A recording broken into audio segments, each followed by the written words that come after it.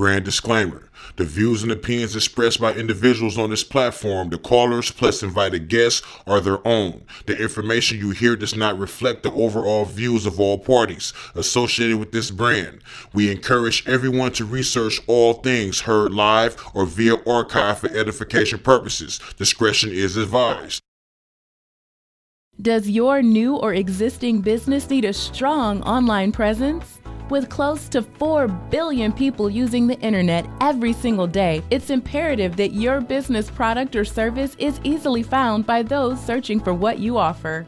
Welcome to My Hosting Plus, your #1 online service provider. Our team of highly talented web developers and graphic designers specialize in creating eye-catching, pixel-perfect websites and graphics that are highly successful in converting leads into ongoing customers. No need to go elsewhere for web hosting, domains, professional emails, and social marketing. My Hosting Plus offers a one-stop shop experience that our clients love and appreciate. So what are you waiting for? Head on over to myhostingplus.com today and let our team elevate your business to the next level.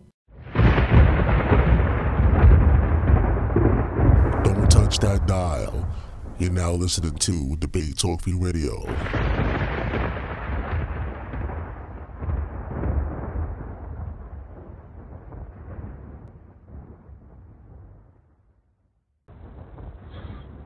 Hey, what's going on, everybody? How you guys doing? Welcome to another show. You're now listening to Season 9 of Debate Talk Free Radio. I'm your host, Salshowtime, and we are back. Once again, it's Debate Talk Free Radio. The number to call in, 319-527-6239. Today is the Hot Seat segment right here on Debate Talk Free Radio, where for 60 minutes or more, we ask questions to an invited special guest program. Originally, we had Zabat Kanai here. Debate Talk Free Radio, but he had to cancel due to important matter. But we do have someone else you like to ask. You like to ask questions to. We do have another special guest. He's here right about now. His name is NASI YASHUV-EL. Yeah, I know NASI YASHUV-EL. We're gonna bring him on in a few minutes. But yeah, all you gotta do if you want to ask some questions is press number 1, and we'll bring you in. Again, the number is 319-527-6239. I you guys is NASI YASHUV-EL. So we're going to bring them on in a few minutes for the people and also for me to ask us a few questions. Some people see a lot of these special guests on YouTube and lectures, but never get a chance to ask a question. So, this show, The Hot Seat, is designed for that, for you to finally get a chance to ask your questions. Some people had questions for a long period of time, want to make a comment or interact with some of the special guests, and we give you the opportunity tonight to do so. So, again, this is 319-527-6239. Before we do that, let me open the phone line and make sure everything is good as far as radio check. So this is my special guest, NASI YASHUV-EL. What's going on, my brother? Shalom, King. How you feeling, bro? I'm doing well, man. What's happening with you, man? Man, all is well, man. Everything is good, man. Things are looking on the up, man. The Most High is definitely excellent at providing for us people, Yeah, man. Listen, man, I appreciate you coming on. I know I contacted you short notice, but I'm glad that you're here right here on the Debate Talk Radio. We do have people waiting, standing by. I see you want to switch with people. You're going to open up the phone lines in a few minutes. But, I always start off with, my question first. So let's start this off. We have 60 minutes. I'm going to start the clock. 60 minutes. But if you want to go more, we can do that. But we're starting the clock now. All right, so my first question I'm going to throw at you, brother, and this is the hot seat. So all right. How do you feel about some things that's going on in the community right about now? You already know about the Joy Morgan situation. I would like to get your thoughts on that if possible. And how do you feel the state of the Hebrew Israelites today? Go ahead. Oh, well, I just got privy to the information. As you probably know, I'm a hermit. I don't really stay too much on social media, so I was just given the information on what happened to the sister. And discussing the state of Israel is very important because we have to uphold a certain standard and a certain level of righteousness. I think that the Hebrew Israelite community is going through something that is necessary. It's a weaning out process. We are in basically a religion, and our movement is stagnated. And I say a religion because once you don't have land, a goal, a focus, a community then you're only playing out a role of being a nation, but not actually a nation. So those congregations and camps that play out these religious roles will eventually exclude itself out of the remnant of salvation. And you start to see the ego coming out of the leadership, especially into the situation. So I don't really have nothing against IUIC. I haven't fully indulged myself and studied the matter, but I see that, I don't think it's being handled right with the delicate hands and the sensitive needs that it needs to be, and what the focus needs to be on. We lost somebody, and we lost somebody that devoted their life to the community. So we should hold investigations. We should be diligently inquiring. And since we're dealing in a world where information is flying rapidly and news travels, we still have to convey a message to the people that we're doing our diligence, because the book tells us to diligently inquire a matter, especially if there's a life involved. So as far as the Hebrew Israelite community, I don't really shy away or feel bad or be a negative, because negative things happen in our community. That happens in all communities, and it happens throughout all diasporas. This is, you read this in the scriptures, how Israelites were doing negative things. So these things are starting to play out, and always play itself. And it just brings light into the bad apples inside of the bunches. And these people will be brought to life, and the Most High's justice will be executed, Yeah, most definitely, man. I understand your stance on it. Once again, family, the number is 319-527-6239. I know you do a lot of videos as well on YouTube, and you address the women, and you speak about some things that a lot of our brothers need to know when it comes to the women of Israel and stuff like that. And of course, I'm asking you this question in relation to the Joy Morgan situation. What do you feel the state of the women are when it comes to Hebrew Israelites? So you feel like they've been treated well, mistreated? How are the men dealing with the women from your standpoint? Because I know you do a lot of videos addressing that. What are your thoughts? Well, I think it's a tug of war for balance. And what I mean is sometimes each generation tips the boat in the opposite direction. Like, perfect example, the past generation was on the left side of the boat, and the next generation runs to the right side of the boat in order to stop it from tipping. But all they're doing, both generations are still tipping the boat. So what I'm saying is that sometimes Israelites take an extreme. Like, there is a lot of male chauvinism in our community, and a lot of that comes from where we come from. The Black Power movement was a real strong male-dominant thing, where men were so focused in liberating the nation that they almost gave their family, allowed their family to be second fiddle, so to speak. So our women tend to suffer during those movements and the motions, because as a man, we typically tend to deal with certain things from a Roman perspective. So Hebrew Israelites, though they claim to believe in the Bible, their ideas of how women should be treated has come from Roman lessons and teachings and things along those natures. So when I look at it, I start to see, hey, you have to bring balance. And I made a mistake also when trying to bring too much balance where it tips the scale. So you have to really find that medium, because there are congregations that for perfect example, Shema Israel in New York, the women's have Women's Sabbath. They teach one Sabbath out of the month. They teach every Erev Shabbat, which is Friday night. So there are these communities that cater or lean more towards our women having a voice, but these are not the camps that are filled up. The camps that are filled up are the camps that are basically over-masculated, so to speak. So you can complain about it, but who is choosing these congregations, right? So, and this is the hot seat, right? If you have a camp that women can't say nothing, or they just need to shut up and be quiet, and the woman chooses that camp, whose fault is that?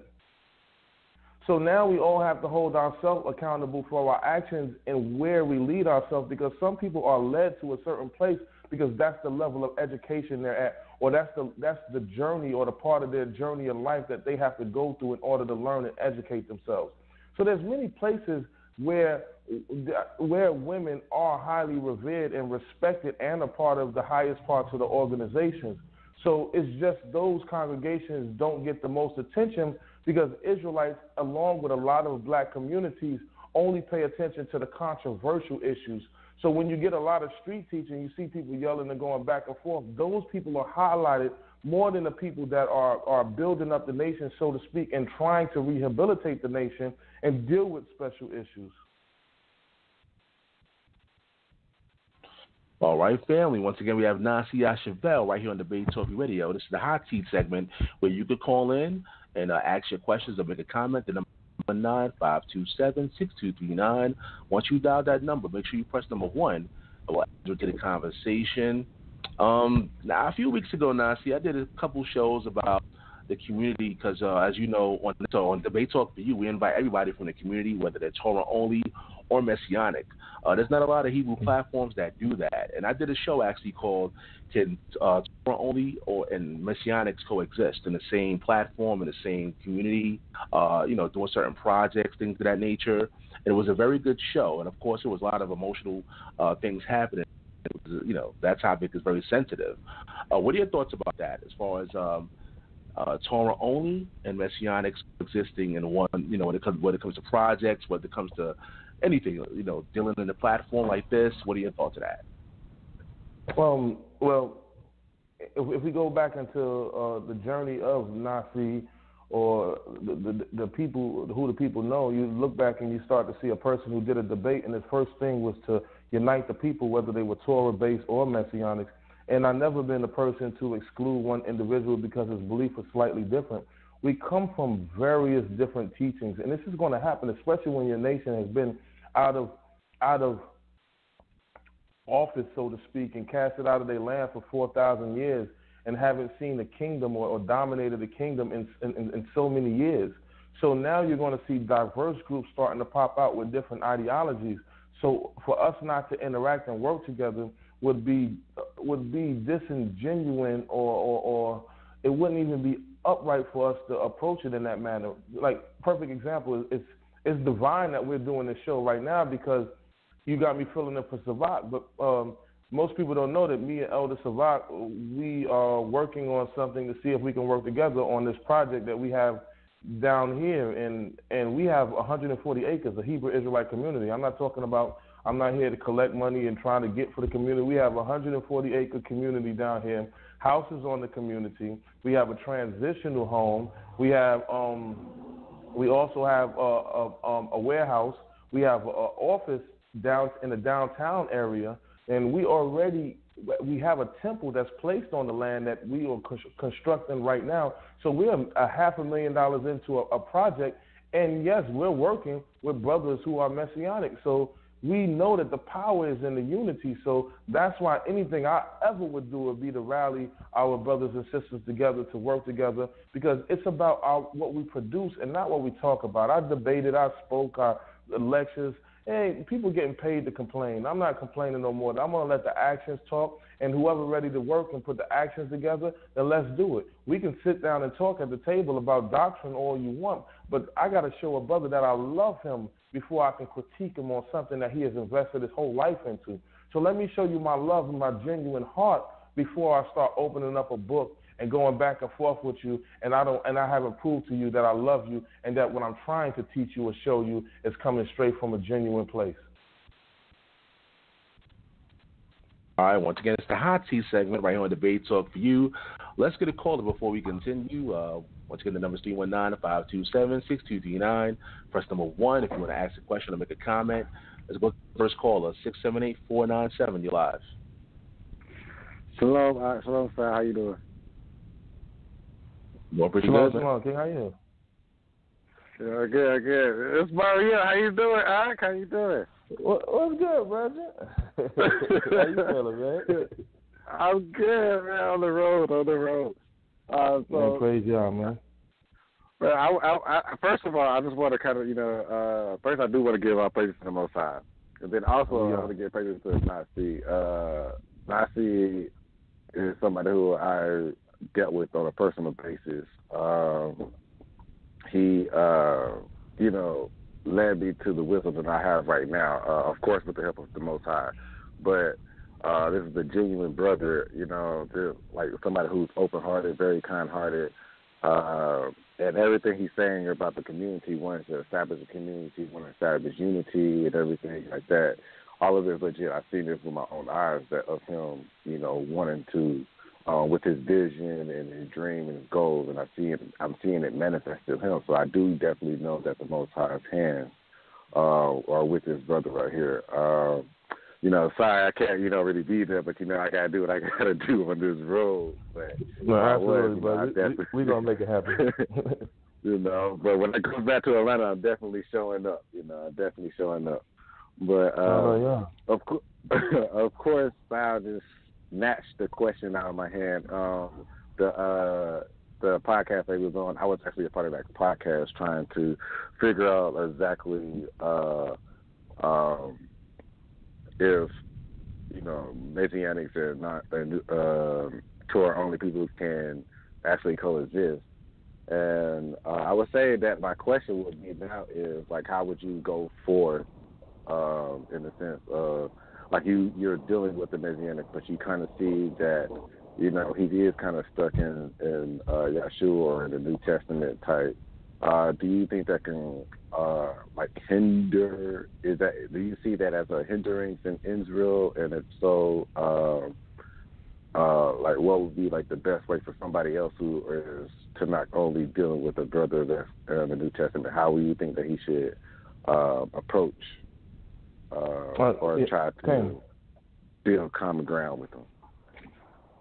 Kane. And let me ask you a question, Mario. When I first met you, what were your beliefs? Messianic. All right. So did we ever have a talk about being the Messianic and not being the Messianic? Never did. Never did. And that's my point, because sometimes it's the love and the unity that brings groups together. So sometimes things are not needed. Some things are not needed to be said, because if you're showing love and you're showing a pure heart, people will follow and they will open up and they will understand. Because sometimes when we set up Yahweh Shah Yeshua, we're looking for a figurehead, a person that's a healer, a person that is divine, a person that is in fear of God and trying to align the heavens with the earth and bring the kingdom of heaven down onto the earth. So most people are searching for this person, but the true aspect is to become this person. So now, if you become somebody that is a healer, you become somebody who's devoted to the Almighty Creator, then your words are supported by your actions, and people can see that there's love, and people can feel that energy of love, and they can feel that unity. And I'm glad you called Mario, because he could tell you we went through times where we didn't know where we was going, what was next, but we just had love that always kept us together. And that was the strength. We were families that depended on each other to just make it through, because life is hard.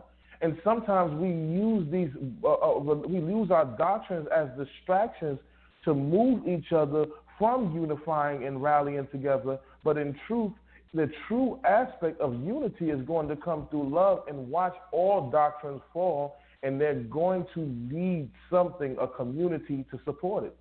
And see, this is why we argue and we're complaining, because we don't have nothing. Like one of my best movies of all time that I remember as a child was Field of Dreams, and that statement resides with everybody: build it and they will come. Build something for the people to come to. People don't care about. They may argue over the moons and when the cycles is, and some people may argue about what date is this holy day or what day is this holy day. But in truth, the people that aren't in leadership can care less. They just want to be a part of something that's productive, and they trust the judgment of leadership. So now, as leaders and people that are coming up in the ranks to be leaders, we just have to rally and gather the trust of the people and the heart of the people, so they can understand that where we going in a direction is pure, and then things will start to level itself out. And guess what? They can teach us some things, and we can teach them some things. And I hate to say us and them, but it's just to answer your question in the way that I can best. So we learn from each other. I see things from the Messianic perspective that Torah base may not have. I mean, and I know you can see that, Mario. You know, they got certain things that we don't have. And we're like, dang, well, if we had that, we can have this. And I'm pretty sure if they're being truthful, they'll see the same thing with us. So when we come together, you're talking about two things amalgamating itself into this perfect entity. And what we're waiting for is the leaders to have this big meeting and unify us. It's not going to be the leaders. It's going to be the people who unify us. The leaders are greedy. All they care about is amassing the masses and teaching doctrines to make them different than everybody else, so only people can follow them. And they'll tell you that they're the only ones that are speaking the word of God. This is an old trick. So let us take the approach that we're all learning the word of God, that we're all learning how to be righteous individuals, that we all are sinners trying to find some way back to our Creator to be the best entities we can, and watch how many people will gather around that story.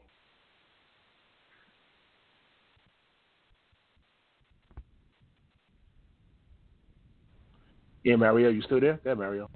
Oh yeah. Oh no, I was when you get to talking, and I gotta sit back and listen. But appreciate it, Axel. Appreciate it, and I'll give you a call. I appreciate you trying to put me on the hot seat. I got you. Yeah, you know I gotta do what I gotta do. Okay, shalom, fam. All right, man. Appreciate your call. Once again, it's the hot seat segment right here on the radio. If you want to ask any questions, the number is 319-527-6239. Press number 1. We'll add to the conversation. Special guest, NASI YASHUV-EL. Originally, we were supposed to have locked here, but something important came up, an important matter, so we couldn't get him on a show. Hopefully, we can get him another time. But again, the number is 319-527-6239. I know a lot of y'all calling was waiting for Zabak to call in. But we'll get him on again next time. But let's go to the next person. They can give me Zabak questions. It's all good. Oh, yeah. Man. Let's go to the next person. Let's go to 504-485. You are live. Yeah, peace, how you doing? Nice show, man. I want to say shout out to the brother Nasi. You know, we've had conversations in the past, but, you know, a brother such as himself, you know, he talks to a lot of people. So, but but it's the hot seat, bro, so I definitely got to kind of turn up the heat, man. Turn the heat up, bro. Turn it up, man. Yeah, man, because you're kind of like a sellout, bro, in a way, bro. And I'm going to tell you how, bro. Okay, I'm listening. After you laid up there and beat the brakes off of SETI, you took a moral stand instead of selling out and becoming a internet star off of that. But you took a stand and said you're not going to participate in something when they disrespect the Most High, and you didn't sell out, so you were sellout, bro. So you know, I appreciate you. You know, you're in the hot seat, bro.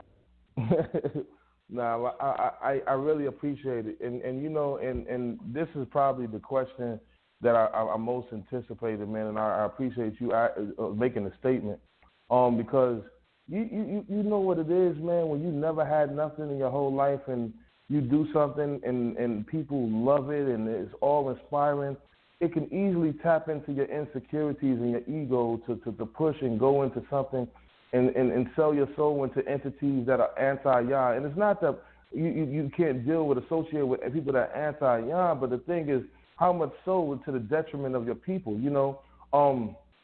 Bro, I went through a lot, man, and I have to say that, man. So I basically killed off my own self in order to survive. Like, I didn't want to be a part of anything like that because I realized that one of the biggest things, the first things that was told to me when I was in the community after the SETI debate, and it was told by Minister Inky, and he said, bro, you don't belong here. And he told me that. He said, you have a heart. Like, you're really thinking and caring about people, and that's not what this game is about. He said most people in this game don't have that. And even when I made the stand, I could have kept on going back to certain people and trying to make myself known. But you know what? I laid low, bro, and this is what I came up with. 140 acres of Hebrew Israelite land in Georgia.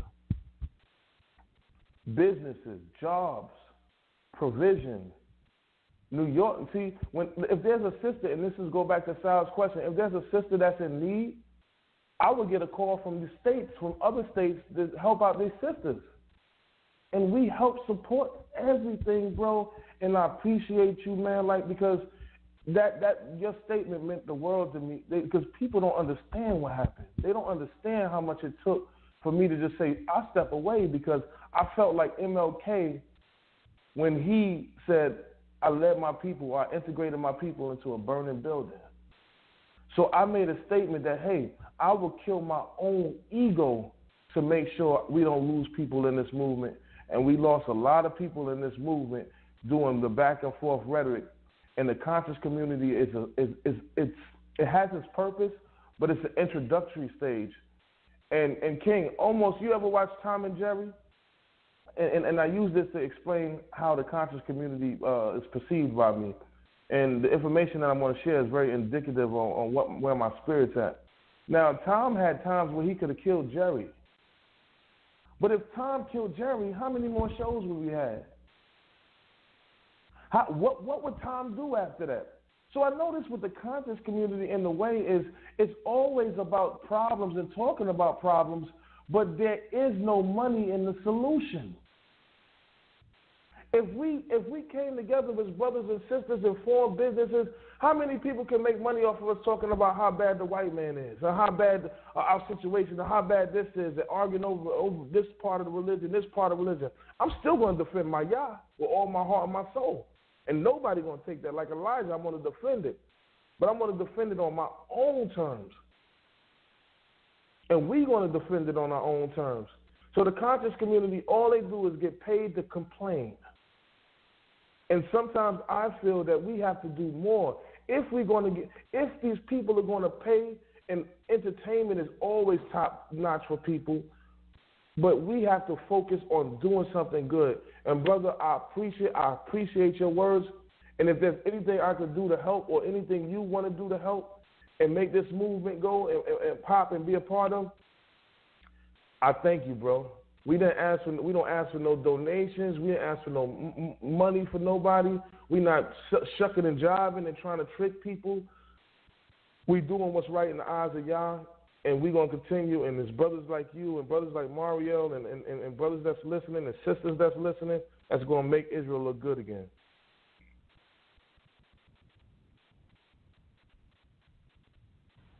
Go ahead, 504. Do you have any further questions? Go ahead.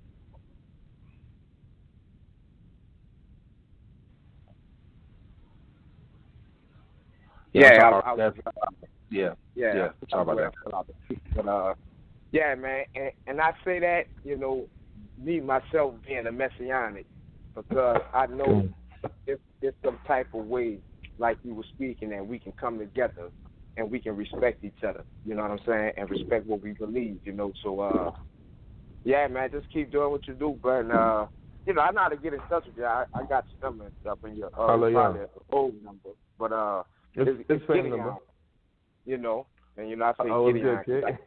Yeah, make it known, because I rep Yeshua, Yahweh salvation. You feel me? So, yeah, peace, King. I'm here, King. Peace, y'all. Peace. Thank you very much, King. I appreciate you, man. Appreciate you for calling in, my brother. Once again, it's Debate Talk Fuse, the hot tea segment right here on Debate Talk for you. You know that number, 319-527-6239. By the way, family, I do have my email open, guys, debatetalkforyou@gmail.com. That's debatetalk, the number 4, and the letter U @gmail.com. If you want to call in, but you still have a question, you're kind of shy, you can send your question to me in an email, and I'll gladly read them out, or your comment. I'll read out your question. Well, let's go to the next person. Let's go to 509-389. You are live. Shalom, shalom. This is Elon Yisrael. How you doing today? Hey, Elon. What's going on, brother? Shalom, King. How you feeling, brother? Oh, man, I'm hanging in there. Hey, I don't actually know that we've actually spoken over the phone or anything before, brother, but I've been following you for quite a long time. And what I do have to say, I have to say thanks, because I believe it was your book on patriarchal marriage. Okay. It was called Ancient Science of Love and the Queen Sacrifice. I had two. Yeah. Yep. That was the first book that I got outside of just reading the scriptures that got me and my household moving toward that goal. Right now we got a few videos on YouTube and things of that nature, and we're still moving toward that goal. But I want to let you know that was the gateway drug, so to speak, into propelling us into that direction and into more truth. Man, I'm telling you, Rabui Nashim, or polygyny, is quite a undertaking, and and it takes strong men, like yourself and others to make it happen in a righteous manner. And I just want to say, man, like I said again, I've said this to my debate colleagues, and there's some things we may disagree, but we agree on the main things, and that's the Most High only keeping His commandments to the best of our ability, and everything else other than that, is just little things. I mean, it's not even a thing that keep us from being brothers. So just want to tell you, man, I really appreciate that, and many blessings on you and your family. Torah King, thank you very much, brother. Appreciate you, man. Definitely, man. I'm trying to work on a few different books at the moment now, and I got some ideas I'm trying to swing in the direction. So I got one in mind. It's called Solomon's Harem. So it might be, it's going to be, it's going to be more of a novel, but it's just going to highlight polygyny, but bring it into the perspective with different kind of how to deal with different impersonal characters in your relationship. Because, like you said, you was talking about the Nashim and talking about dealing with a polygyny. It's going to give you more of a concept of Solomon's thought process and how he was dealing with them and why he went backwards. There's a lot of times when we search inside of ourselves and we're looking for ourselves inside of women. And we're trying to find this woman that understands us, but really it's not. A woman is not going to completely understand us, just like we're not going to completely understand a woman. So this is why Solomon states in the scriptures, he says, out of 1,000 men I found one, but out of the women I found none, because he was searching for somebody that was more of a logical thinker and not an emotional thinker. But this is why his father before said that he loved Jonathan more than any other man, because it's imperative that us as men, in order to have successful marriages, we need successful relationships with males. Because you ever had that moment where your wife or your Nasim is like, oh, God, let me get out of here. And you got that one brother you could talk to who understands you, and it just allows you to reset yourself and go back to it. So it's all about building up these relationships and just dealing with different levels of understanding. And like I said, I teach a little about polygyny. I don't push polygyny because I think a lot of our males are immature when it comes to understanding and pretty primitive with the concepts of how they deal with it.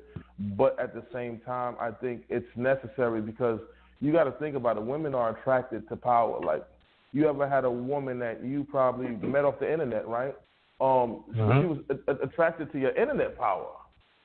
But when you get with her, she tries to remove that internet power from you because she knows that is the power that attracts women. So women have this natural proclivity in a way to love their husband where it hinders their husband. And this is because women are based off of security. Now, when we talk about Hebrew Israelite kingdoms and congregations and camps and nation building, it's only a theory. There's only one actual functioning nation that looks like it works, and it's the Westernized society. So women will follow our theory until it doesn't play out. And so they will automatically, inadvertently force us back into the system so we don't be a rebel and we can survive in the system. It has a real pull system to it. It's a push and pull system. So they have their role, but a righteous woman and a righteous man have to change the concepts. So perfect example, we can build polygyny in this community, but how powerful is our polygyny if we don't have land? It's just duplicated struggles. And not saying that it can't be done, it should be done, but we have to have a bigger goal that could actually harness everything we're trying to do. The Torah is like this diamond. We need the baguette in the ring to place it inside of, and that's building a community. And I think that you have the concepts and ideas, because I hear how you talk and the words that you use to describe stuff, and it shows that you're heading in the direction as just as well as me. We're all heading in the direction of trying to achieve something greater than where we at.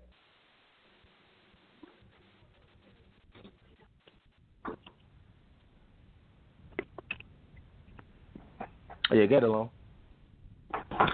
Oh yes, sir. Yes, sir. I mean that's that's some really powerful words that you just laid down right there. When we approach this, and I think your premise is on point. You got to have the model that we look at, and I think that you would agree, is that there has to be a rule of law, and if without law, you cannot nation build. And a lot of people want to sleep around or what have you, and then call it nation building, and they don't have any way to build roads, acquire land, practice burial rites, things of this nature. All of these things go into a functioning society, and the main society that we start is the family unit. I mean, that is the core of these societies, and I don't want to make the rest of the show all about polygyny, but go ahead. I'm sorry. I got you. No, but that's what I'm saying. Like, even when Salshowtime was talking, we have to think about it, because let's go back to the IUIC thing that's being passed around now. Now, in that one situation, women were forced, or people were forced to call the law. Anytime your system isn't the law, then you lose your women.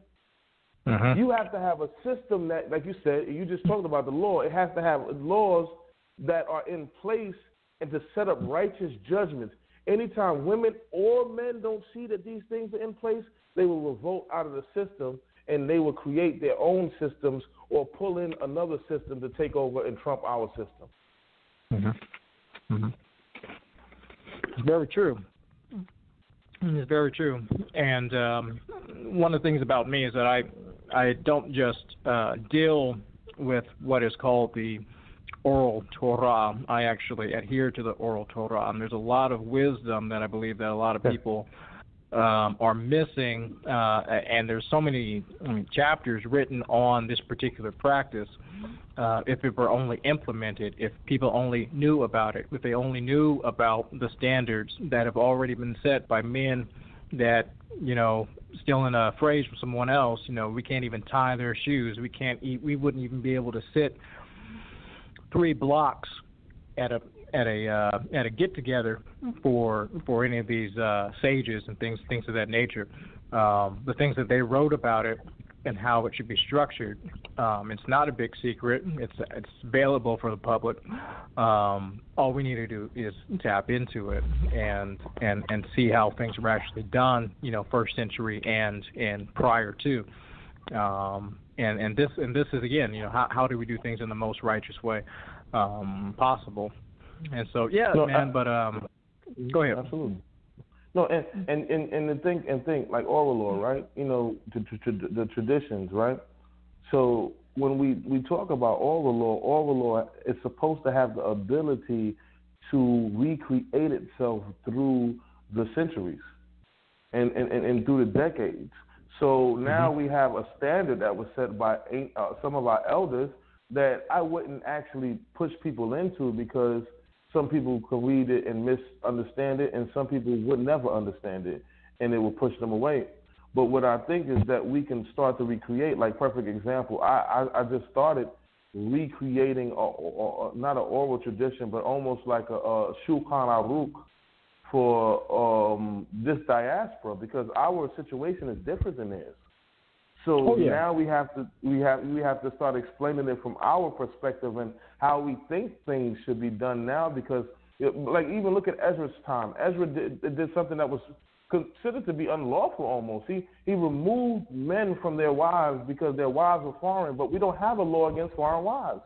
But what he's seen was that it was detrimental to the cultural aspect of our people, and our children wasn't even speaking their own native tongue. So he made a decree for the times to remove yourself from these foreign women because it's producing children that can't even speak Hebrew. Now, what if Ezra would have seen the people of today? Mm-hmm. He would have lost his mind. He would have had a heart attack. If, let's say, Ezra came back and landed off the plane and came to America and see what we would do, he would have a stroke. Mm-hmm. You get what I'm saying? So now we have to start really coming together, me, you, brothers that think alike, and start building something for our people now that they can have a concise interpretation that is dealing with their situations. Like, perfect example, polygamy. People were like, oh, well, should the woman say if the husband can have another wife or no? No, really, that should be a call of the community. You understand what I'm saying? It's not a personal choice. It's a communal choice. The community has to support. The tribes have to support. When we look down from tribe to tribe, it says the princes. It says we go to the Nasakim. The Nasakim are the governors, right? Then we go into the chiefs, over thousands, over hundreds. Then you go into the head of the father's house. And then you go to those that represent the head of the father's house. There were structures that everybody had to follow. So I agree with a lot that you're saying, man. And I think that, if you can, definitely inbox me, NASI79 on Instagram or NASI YASHUV-EL on Facebook, and we can start building. And we can agree and disagree and start putting together mediums to create a bigger organization that is working together for the betterment of our nation. Outstanding. Will do, sir. It's good talking to you. Nice to meet you finally, and I will definitely do that. All right? Shalom, shalom. Shalom, shalom. All right, shalom, man. Appreciate you calling in. Once again, this is the Hot Seat family. This is the Hot Seat. I forgot to put my fire effect in here. You know, man. Matter of fact, here we go.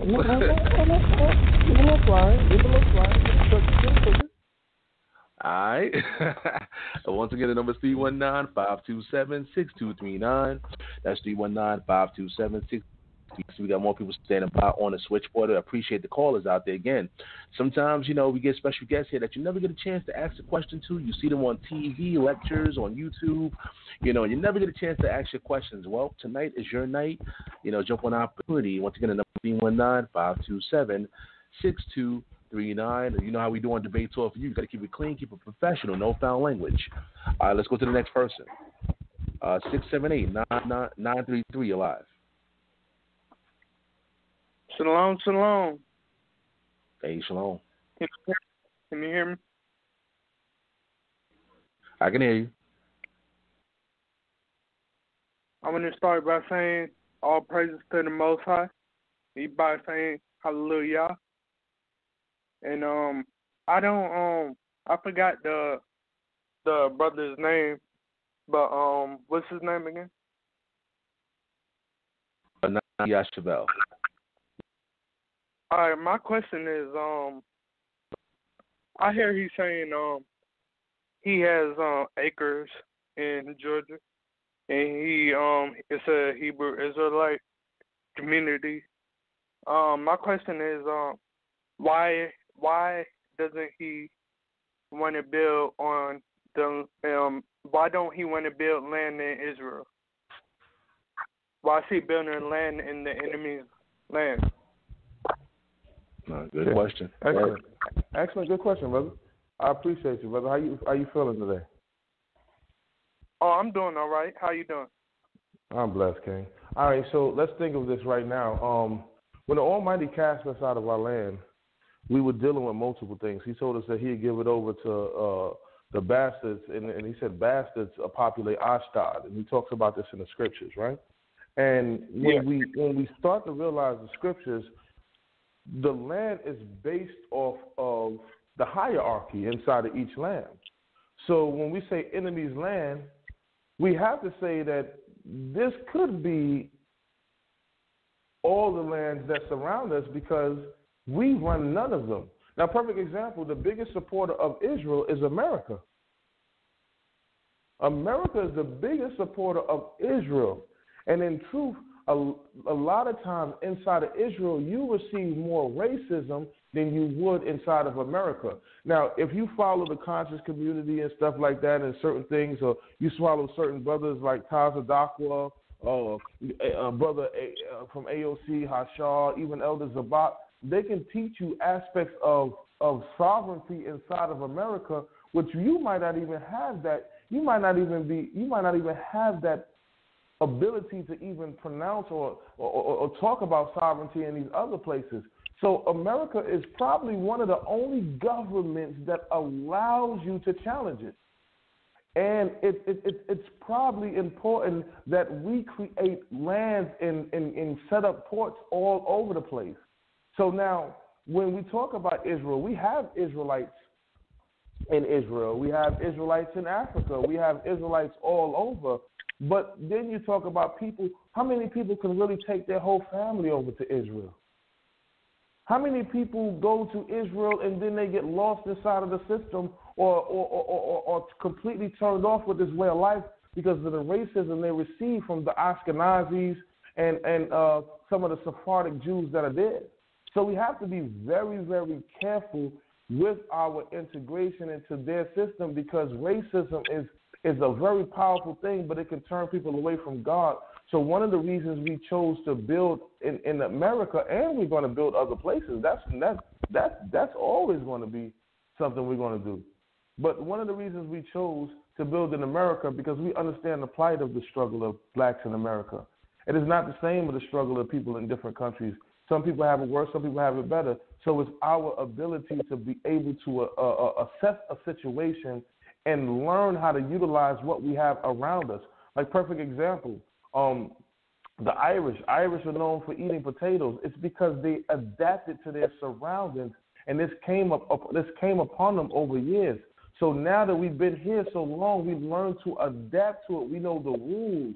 We know how to get permits to build certain things. We know how to move in and out.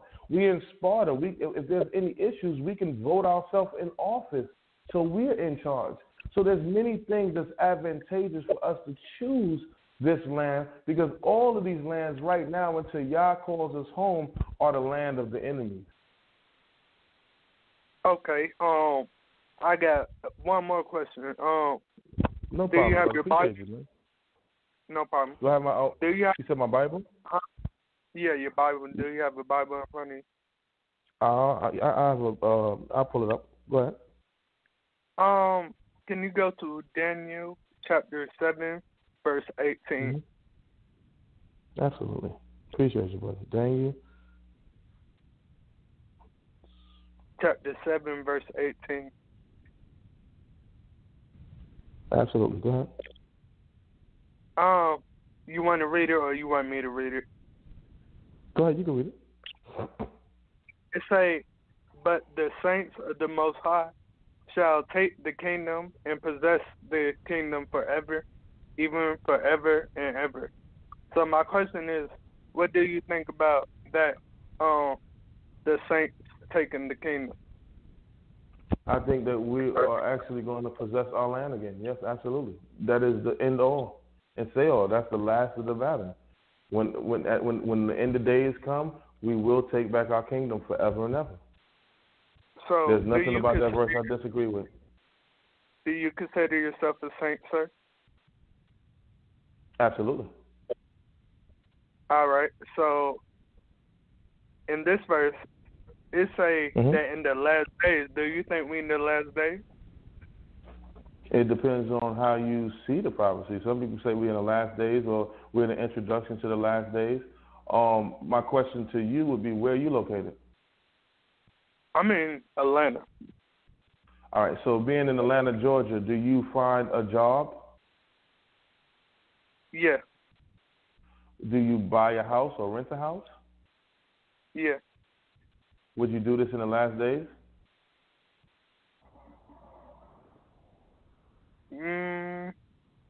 Yeah. And the reason why I ask is because survival is survival. If I'm here right now, I have to survive here while I'm here until I transition into this place. So what I'm telling you is if you're going to survive, survive correctly. Do not survive under the system. And one of the things I want to share with you, and I appreciate you, bro. I appreciate you bringing the verses out. That's beautiful, brother. One of the things I want you to understand is that in order for me to, with my brother NASI YASHUV-EL, and I have to state his name because if you don't know him, I think you should look him up, who is one of the biggest pushers of Goshen and financial supporters of Goshen. In this, we had to break away from some parts of the system. Perfect example, I used to work in Atlanta. I had to leave my jobs, and I saved up money so I wouldn't mortgage a house because I didn't want to be locked into a death grip. And I bought a house with cash, moved it onto the land of Goshen so I wouldn't be attached to a mortgage to break away from the system. So in it, I had no physical job. So here I am, year 2, buying another house with cash because I don't want to be locked into the system. So what you're saying, I am on because I'm removing myself from the system and being attached to it and being attached to a death grip. But let me explain this before it gets too long, that I went 5 months without water and light. Me, my 2 wives, and 15 children, in order to remove ourselves from some parts of the system so we can learn how to survive in a greater system, which would be where you brought me to in Daniel, if that makes sense. Okay. So you saying right now we shouldn't be trying to take the kingdom? No. It's not time. You have to take the kingdom strategically. And I'm not saying it's not time. I'm saying when you take the kingdom, you have to take it strategically. You can build allies and garrisons. You got to remember, even when we took the land of Canaan, we built garrisons surrounding the land before we went in there. We spied out the land. We had a place to run back to. We had this. This is a process. And we've been and we have brothers like in the Damona region and other areas that are there now that are working and spying out that we are associated with and trying to figure out how we can attach and create businesses and trades to make these things work and help get financial assistance to these brothers out there because sometimes jobs is hard to find out there. So it's Oh, sorry. I don't mean to cut you off. No, go ahead, brother. Go ahead, brother. I had an idea. Like, Dubai. You know the city of Dubai, right? That's our land too. Yeah, it's our land, but it was Arabs that built it, right? Dubai, right? Yes, sir. My point is, like, you said that we should all come together and do something big. Like, I think, like, why can't we make a Dubai in our land? That'd be taking in our the land. kingdom. Yeah, why don't we do something like that?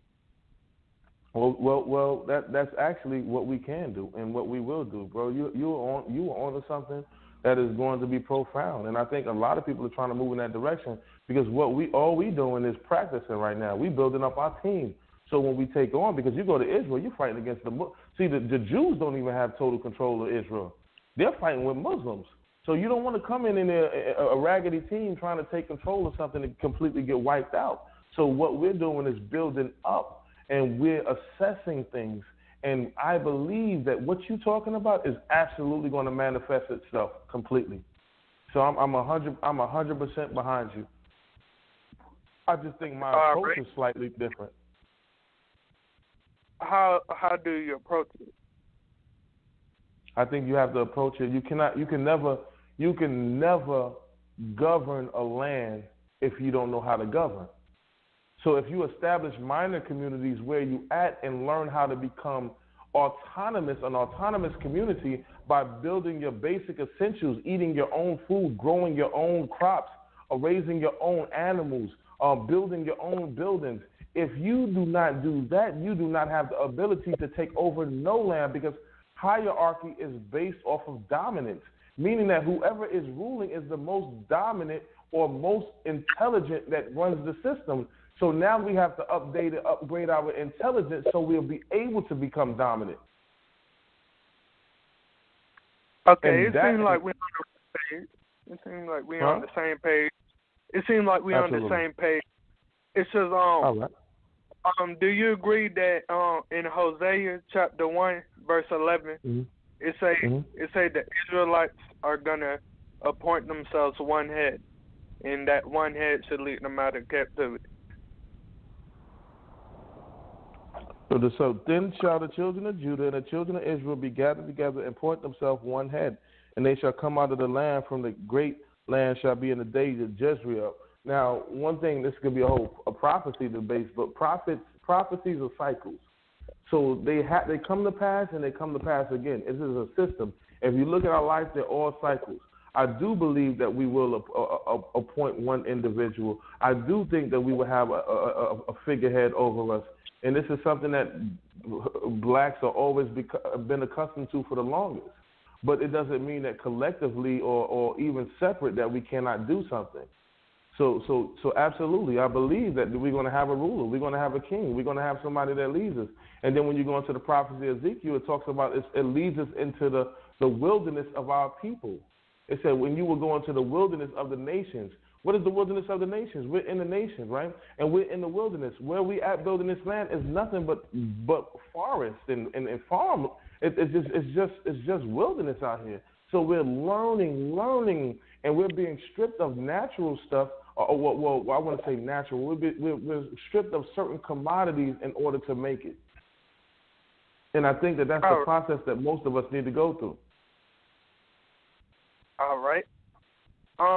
Who's that? I'm gonna give you one question. We got some more people standing by. Okay. This will be the last one. So who's that Messiah that should be that one head in Hosea chapter 1:11? Oh, anything else right now is speculation. It'll be who God chooses. But didn't He choose the Messiah already? That's what you say. So if that's what you believe, then allow him to rise. Do you believe Isaiah chapter 9 verses 6 through 7? No. What you should ask me: do I believe in your interpretation of Isaiah chapter 9? And maybe that's where we could start at, because that would be a whole different discussion, and possibly can go. And you're trying to lead me into something. But I would definitely sit here and go to Isaiah 9 and show you that that's different than what I believe.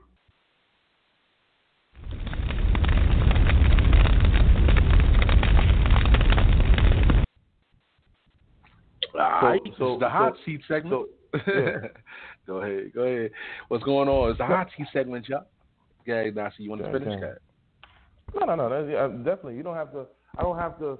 See, if something is to come and there's going to be a dominance of one individual, and people believe that he already came, then allow him to rise. And when he rises and he's dominant over the people, then the people will follow. But the question is, what are you going to do?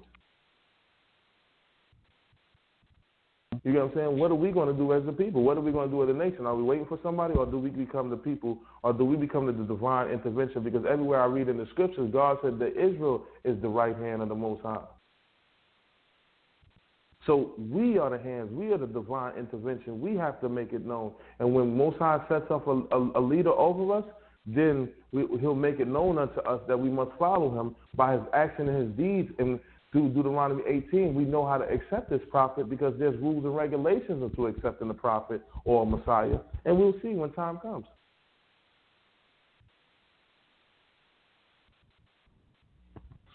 All right, we got some more people standing by. Once again, it's the hot seat segment right here on Debate Talk for you, where you can ask any question, or you keep it clean, keep it professional. The number is 319-527-6239. I'm looking at the clock right now. 55 minutes has passed. 60 minutes of the show. So let's see if we can squeeze in another person real quick. Let's go to 530-434. You're live. Your greetings this evening. Greetings this evening to the brothers. How you doing, brother NASI? This is B.A. Ben Abraham out of Sacramento, California. How you doing this evening? Well, bless, King. How you feeling, King, man? Told off for calling in, brother. Most of. Much love to you. I come in peace. You know what I'm saying? I don't come to fight. You know what I'm saying? Like that last brother you was on, it just yeah, it just seemed like there was something more to it, but nothing against that brother either. But I would say this. I remember back in 2014 when you were active and you were bridging the gap between the followers of Christ and the other brothers in Israel who just strictly stood to the Tanakh. And you were very, very active, and you were very, very adamant of that. I was around then. And I remember you were on Global Media with Basim and a few other brothers. I was in a lot of those hangouts. And you were there, and your goal was to, no matter what our views were, your point was, if we're going to have our differences, let's have our differences, but let's not do it publicly. Let's not do it to where people can see us. If we're going to handle our differences, let's do it in private. And even though we had our views, you were always open and you were always adamant about Israelites or whatever doctrine or whatever prophet they referred to or who they understood to be Mashiach or Messiah. You were fine with that, but you would rather us handle our differences privately. And I've always respected you about that. And you've never attacked. And if I'm pretty sure if you had your issues, you would settle them behind closed doors, like men should do. And I remember that you were very adamant. It was around the Kemenon trial and various other things that were going on with the conscious community. And for a while, for the longest, a lot of brothers who were Torah only and who were believers in Christ, we actually had a nice, we formed up. Brothers were actually more respectful of each other. But then after the Kemenon trial, something happened to where we just split, to where all of a sudden it just went back to business, or it just went back to the usual. Like, okay, you on that side, I'm on this side, and I'm not blaming this side. I'm putting it on both sides. It take two to tangle. It take two to get involved and to get a fight going. So you being a pillar on your side of Israel, what are the solutions when it comes to the followers of Christ and those who are just strictly Tanakh? Because I believe both sides have tried to reach out to each other despite the differences, but for some reason there is a sword there. And you have some brothers who believe in Christ who just don't want to be cool, but then you have brothers who do believe in Christ that want to be cool, and vice versa. You got brothers on the Tanakh only side who want to be cool, but then you have some Tanakh only brothers who are not open to being cool. And I know you're big about being a nation. How do we fix it, if possible? How do we fix it? Thank you, brother. Appreciate the question, man. You had me relive a lot of stuff, huh? and I like that, man. Definitely, one of the things, and I'm coming from my heart, brother, and I want you to hear it. We have to be very careful because we can generally open our statements for reuniting or uniting brothers, but you have to realize that sometimes that there's people in the Messianic community or the Torah-based community that would side with the other community just to destroy them. And I think when you talked about the Kemet trial, there was a lot of underlying issues. One, with the Kemet trial, there was a big, huge miscommunication. One, the change of rules, the deception led by the guy from the other channel, and we already know who I'm talking about. Don't want to even give him no looks. I remember. I was around. I remember. It was deception, but it was a lack of communication. And then even when we stopped after the Kemenon trial, you have to remember we did lectures still back to back and sold out the Black National Theater. So we were smoking because people know that when you looked at the information, it couldn't be touched. But it wasn't the same. It wasn't the same, bro. And I think that the hot seat should end off with your question, and I'll walk you through it. People's egos got in the way. People turned against their brother for the sake of airtime. I watch brothers whose houses have been mic'd up, and people have hours of recordings of their family, and blackmailing them, and they would still go on the show. I would watch brothers walk away from their own congregation to do a show. I would watch brothers entertain because guess what? You know what? It played on our insecurities. We never been nothing before. We were just rebels. We weren't even good in school. We weren't nothing, man. And then all of a sudden, you start reading this Bible and people start following you and liking you. And this is too much for a lot of people. It's like celebrity status to somebody who never had it before. People with low self-esteem, and then you start seeing them coming up with scandals with women and things like that. And it just got out of control because people played on our dark side, our lower side. And what I would say, how we could form a solution, and I say this because I think this is divine that I even came on the show today. Like, Sal called me 5 minutes before the show. But the funny thing about it, and he could tell you, I called him earlier and said, when is the earliest time I can get on your show? Because I was going to talk about something completely different. But he said, well, I got shows backed up for 3 weeks, brother. I'm playing with you, Sal. Then he just called me 5 minutes before the show. I'm actually headed to to do a job, because we got buildings, so I have to renovate some stuff for some of the people that need help. So they coming in tonight. So, and I said, let me take the time to talk to him. But it was divine because I filled in for Elder Zabak. Now, just yesterday, we have 5 young brothers that are followers of Elder Zabak. And I think the brother's name is Shawpar. I miss saying his name. And he's a close friend of the sister named Elia, but I know as Jiska. And they came out and they seen the land, and we offered them land. So in it, we offered them land, offered them stuff to grow, because we have to extend and constantly extend this olive branch to our people. We have been hurt. And, bro, there's nobody in the community that can be scarred as much as I have been. But I'm never going to be scarred. I'm working on healing, brother. I'm working on doing something. I could say that don't work. Let's don't unite. I tried it. Let's get the hell out of here. Back up. But it was a lesson for me, brother. It was a lesson. You got to understand. We went from traveling on the road, city to city, women want autographs, signing up and doing all this.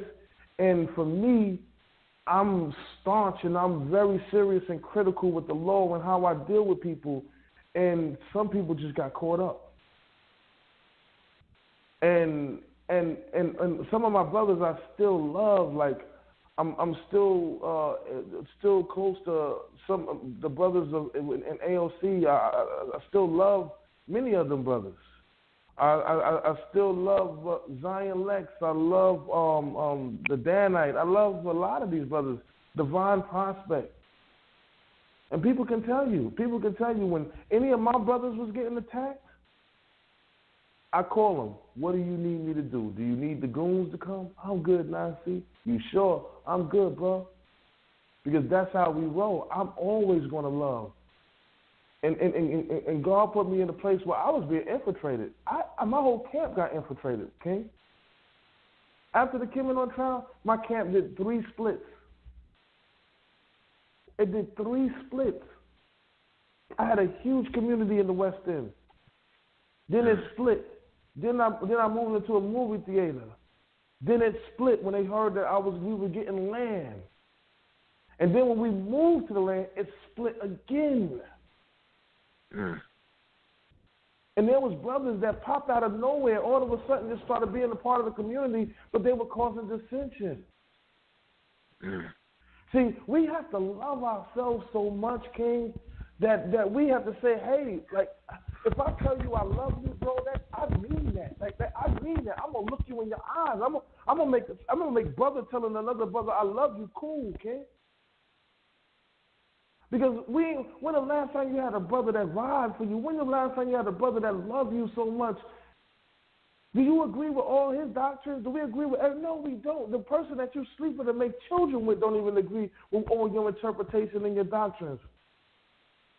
So now here we go with an advantage. I had to go low, bro. I went through the muck and the mire. We had to fetch water for months. I used to cook on an open fire pit in the back of my house because I didn't have no light or no stoves. I've been in this house almost a year, and I just got a stove a month ago. I just got a refrigerator a month ago. So it was about survival, and what I did and what me and this brother have done and all the brothers that support us, we got brothers that are with us. Man, we are offering stuff now. Now you have to give offerings to the people who are sincere at heart. And I think that this is the thing. Like, let's think about this. Even with the Umar situation you see going on. Umar trying to raise money for a school. People say he didn't get to school, he got to school. You know, but the thing is, I would be very cautious when I say, because us as black people, we're so critical against one another, and I see Israelites use the scriptures enough to tear each other up. But let's say everybody say, Umar, show me a curriculum, show me this. They never asked Spellman to do it. And I'm not saying Umar is right. I'm not saying he's wrong. But people do breast walks. They will walk for breast cancer. Do you know breast cancer, when you raise all the millions of dollars for breast cancer every single year, only 1% of that money actually goes to research? Have they ever showed you anything they cured? New technologies, new advancements? And that's why we're here, and this is why even your question and statement is how we do it.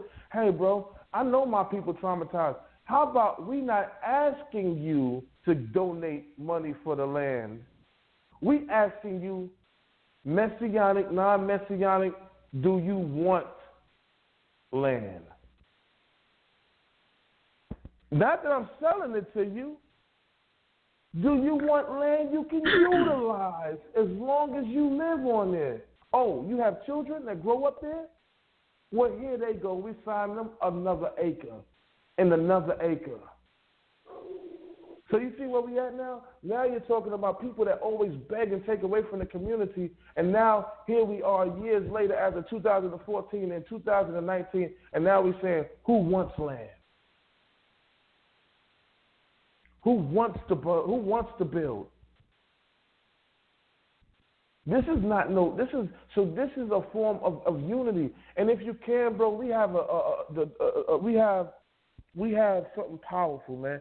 We got a Passover coming. We're going to do an event from April 19th through the 21st, and we're gonna have a lot of Israelites down here just to come and check out what we have done. It's a celebration, man. You didn't see me on Facebook. Look, we doing land. Come. We can't do that. Why? You got to remain low sometimes. You got to keep the haters out there. So now, let us sit on land and talk. Let us sit in front of a vision and talk. Let us see something that we can do greater than any other nation. Man, people are talking about us, and I don't care about being motivated through haters. I'm motivated through the Creator. There's a difference. But if you need to be motivated through haters, then I ask you to look at how many people are counting Israel out, because all we do is bicker against each other.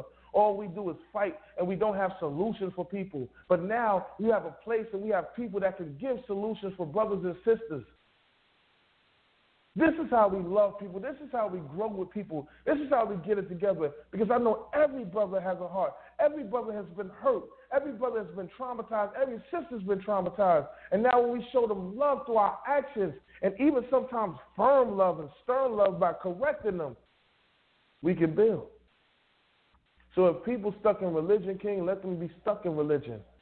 Let them argue over which camp came from what camp is better, who better than this. We're not arguing that. We ain't talking about that. We doing this. And that's what I believe to be the unifying force. Imagine if something hit New York right now, something blows up half of Atlanta. Who's going to be the first people getting calls? Us, because people need places to stay. See, sometimes unity is not based off of just people feeling like we got to have meetings, but sometimes it's a necessity. So let us create the necessity. Let's create the essential needs for the community. If there's anything, brother, from my heart to your heart, and I'm being real, inbox me. If I can do anything for you that I can within my means, I will do it. I'm a brother. But out of reciprocity, if there's something that you can do to help your community and help communities that are thriving, then do it. And that's how we show the world love. That's how we unite the people. Our children are going to public schools. You think they're being taught black unity, black love? Nah, not in the public schools, man.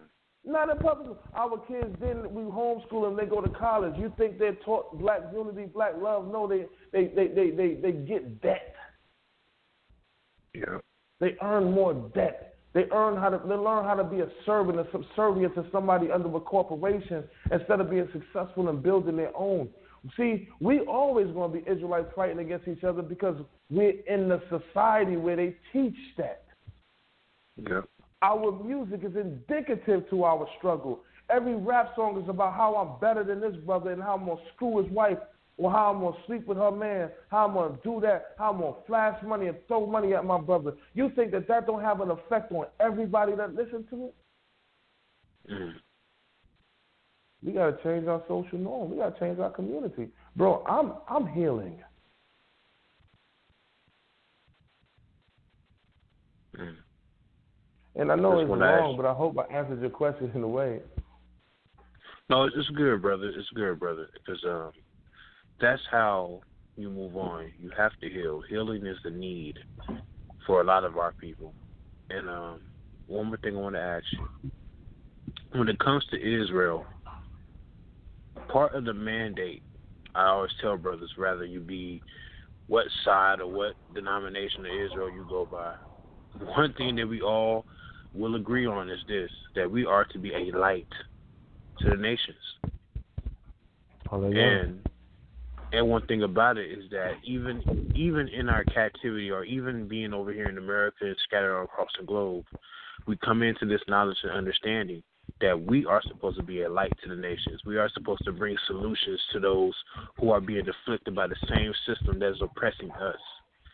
And the thing is that, and I'm not saying you, I'm just talking about from a overall perspective.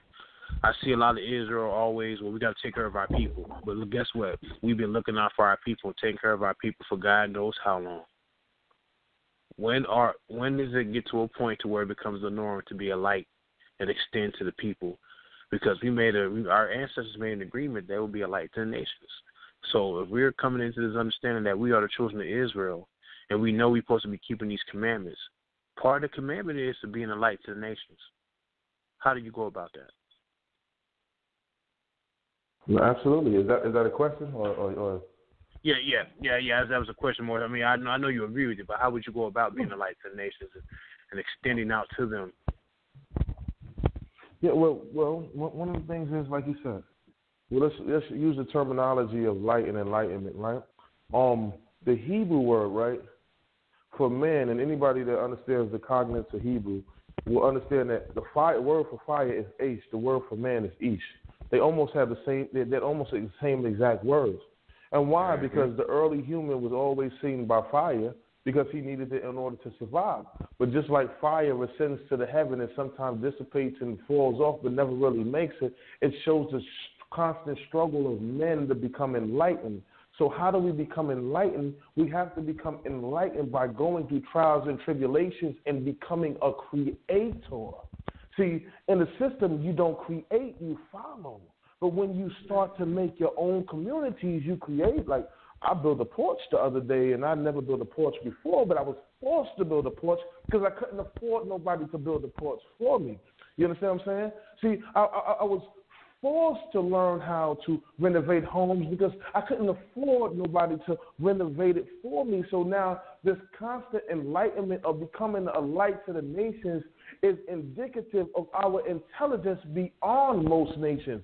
See, the scriptures are supposed to give you a certain level of knowledge to be like unto the Creator, to ascend to his level and forge your way. Each fire forges, forge your way into creating a path where the nations see you being something great. So as a young man, you shouldn't be engaging early in relationships, because this is going to detour you from your spiritual development in a sense. And what you should be focused on is your application of who you are. How can you get with somebody if you don't know who you are and your purpose in life? King, how many times you ask the brother, what's your purpose in life? And they say, I don't know. How can we enlighten, and this comes from Israelites, how can we enlighten when we don't understand our purpose? But that means we never had time to reflect, that we're so worried or we're so stuck in the past that our brain doesn't give us the dopamine and oxytocin we need in order to stimulate us, in order to create new thoughts. So now we're not relaxed, we're more stressed, because the brain only rewards you for things that you have control of. You don't have control of the past, but you do have control of your own future, your own destiny. So now that fire, that enlightenment, or being that light that you need, is to forge yourself into the history. So how do you make yourself historic? See, now that's the question, and that's what your statement is. So how does Israel make themselves historic? Is to remove these chains, these fetters, these things that stop us from bonding, and come to the table, because I know Israelites are geniuses. Now look at all these geniuses we have, bro. Look at all these brothers that's so smart, that talk all of this stuff on Instagram and all. Oh man, they're deep. Now apply it. See, that's the difference. Yeah, Israel doesn't have application. We're poor righteous teachers. We have theories, but they're only theories. They're not truth. Truth is a theory that's actually produced. So we have to produce in order to enlighten. I can tell you all day about building a car. If I never built a car, how true is my theory? Exactly. I can tell you we were kings and queens of the universe, and we were rulers. But if I can't produce a king and queen, then that's still theoretical, even if it seems historically correct.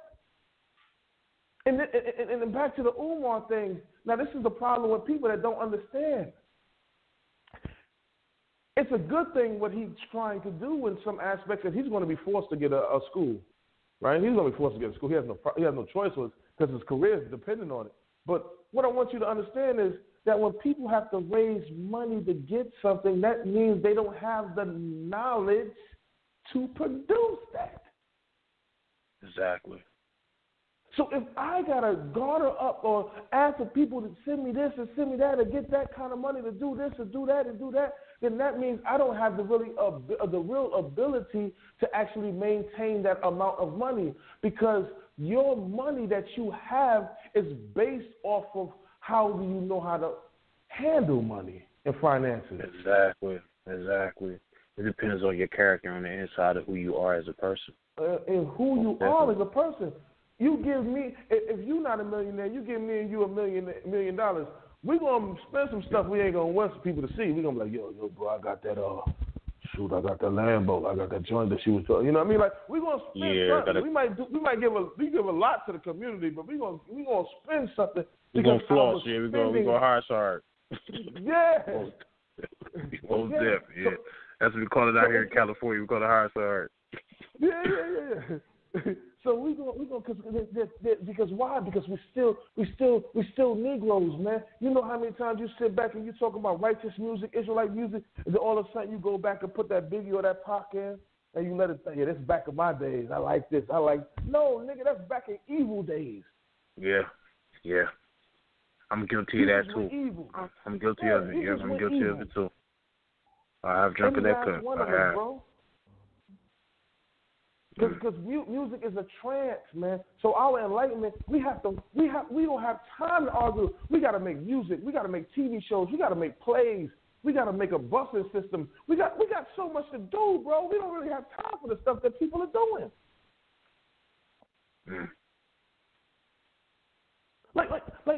your daughters are dancing because the music is so strong. All you got to do is put a good beat on it, and your daughter dancing to How to Be a Thought, basically. We take that same beat and push it and put some Hebrew Israelite words back behind it. They say, yeah, that's nice. Because what? How many albums are dropping every year, Israelites? There's not that many albums dropping, bro, but it's millions of us. How many TV shows we have, brother? Not one, so our people are forced into the world. You know, there's a person called Fallon Fox, and I'm going to let it go with this. Fallon Fox. Fallon Fox is an MMA fighter. She fights in the women's. It fights in the women's division. You heard what I said. It fights in the women's division, but it's a man.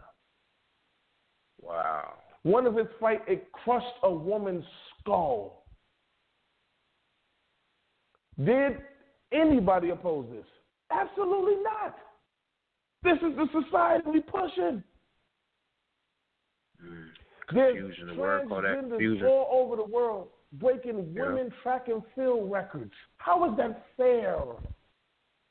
Yeah, and the law is called confusion. Huh?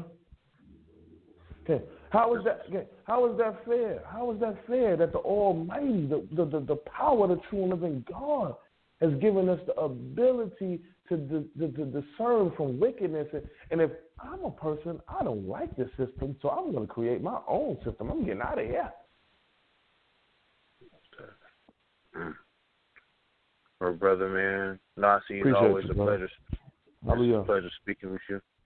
Most definitely, I'll reach out to you, brother. I'm a host on here. I'm on BA. I got the host. I'm a host of the Man Up segment. I tried to reach out to you before, but you weren't able to get back with me because you had some things going on at the time. So, what we can do, brother, I'll stay in contact. I appreciate you, man. I've always supported you. Even, like I said, I've always supported you, man. And I just want to say this on my way out. For those who are listening, this brother is pretty much taught Torah. He taught Torah right there. And for that, my brother, much love to you and your family and your household. And the journey the Most High has for you, I pray that He continues to take you on your path. Greetings and shalom, Sal. I'm out. Shalom, shalom. All right. I appreciate your call, man. Appreciate your call. Like I said, we got NASI YASHUV-EL here last minute. You know what I mean? As he put it out there. And he's on the program, and 60 minutes is up. Once again, Nasi, I appreciate you coming on the platform. We do have two more people standing by. I'm going to ask you, so I don't want them to get mad at me. You know what I mean? Don't get mad at Sal. No, you want to take these good, two more calls? Let them on. All right, cool. Yes, we can take them. All right, let's take these two more callers. And once again, I appreciate you for staying with us, man. Let's go to 520-352. You're live. Shalom. Can you hear me? Yeah, you live. What's going on? Absolutely. Shalom, Sal. Shalom, Nasi. This is Davon. I praise to the Most High God of Israel. How you doing? Hallelujah, King. I'm blessed, King. Good to hear your voice, brother. Yes, sir, man. I'm glad to hear you on here getting it in. I know you. It's the end of the show. I didn't hear the beginning of the show, but I wanted to ask you a couple questions on some metaphysical things dealing with like breathing and meditation. And the reason why is because I'm coming across a lot of people, and I know you deal with the metaphysics. I got two of your books, so you know what I'm saying. I know you can get deep with it, but a lot of people coming to me that just now either coming into religion altogether, just now picking up the Torah, coming out of Christianity, different aspects, but they're going straight into they're doing it via Kabbalah. You know what I'm saying? And they trying to get a relationship with the Most High through these breathing techniques and meditations and stuff. So I was wondering, what's the approach to somebody who wants this type of information? Because I know Kabbalah can be very dangerous for people who don't know the two commandments. You know what I'm saying? They don't even know nothing, but they trying to jump into this deep water. And they telling me like, I'm reading. Like Moses Maimonides, known as the Rambam, his son has a book about meditations and stuff, and it's pretty much Torah-based. But I know a lot of people aren't familiar with the oral Torah, because then once you go down that road, they think it's dealing with, Ashkenazi Jews, so they kind of shy away from it, not knowing the origins that, it was written before the Jews. Like, So I'm trying to deal with all this by giving them the right information without running them off with the information, if you feel what I'm saying. So I'm trying to get a grasp on staying Torah based, but giving them these metaphysical tips, you know what I'm saying, without them going off. You know what I'm saying? So I just want to know what you thought about that. All right. So you started out with breathing techniques and stuff like that. So let me start with that, right? But before I go into that, I want to say, for those who question my email, Hebrew More, the brother just put you on to why my email is Hebrew More. It has nothing to do with Noble Drew Ali and the Moors of America. It deals basically with Rambam. Rambam was a Hebrew that was in the Moorish Spain. So a lot of stuff, a lot of my studies come from that area. It doesn't mean I completely agree with Rambam. I absolutely do not completely agree with Rambam.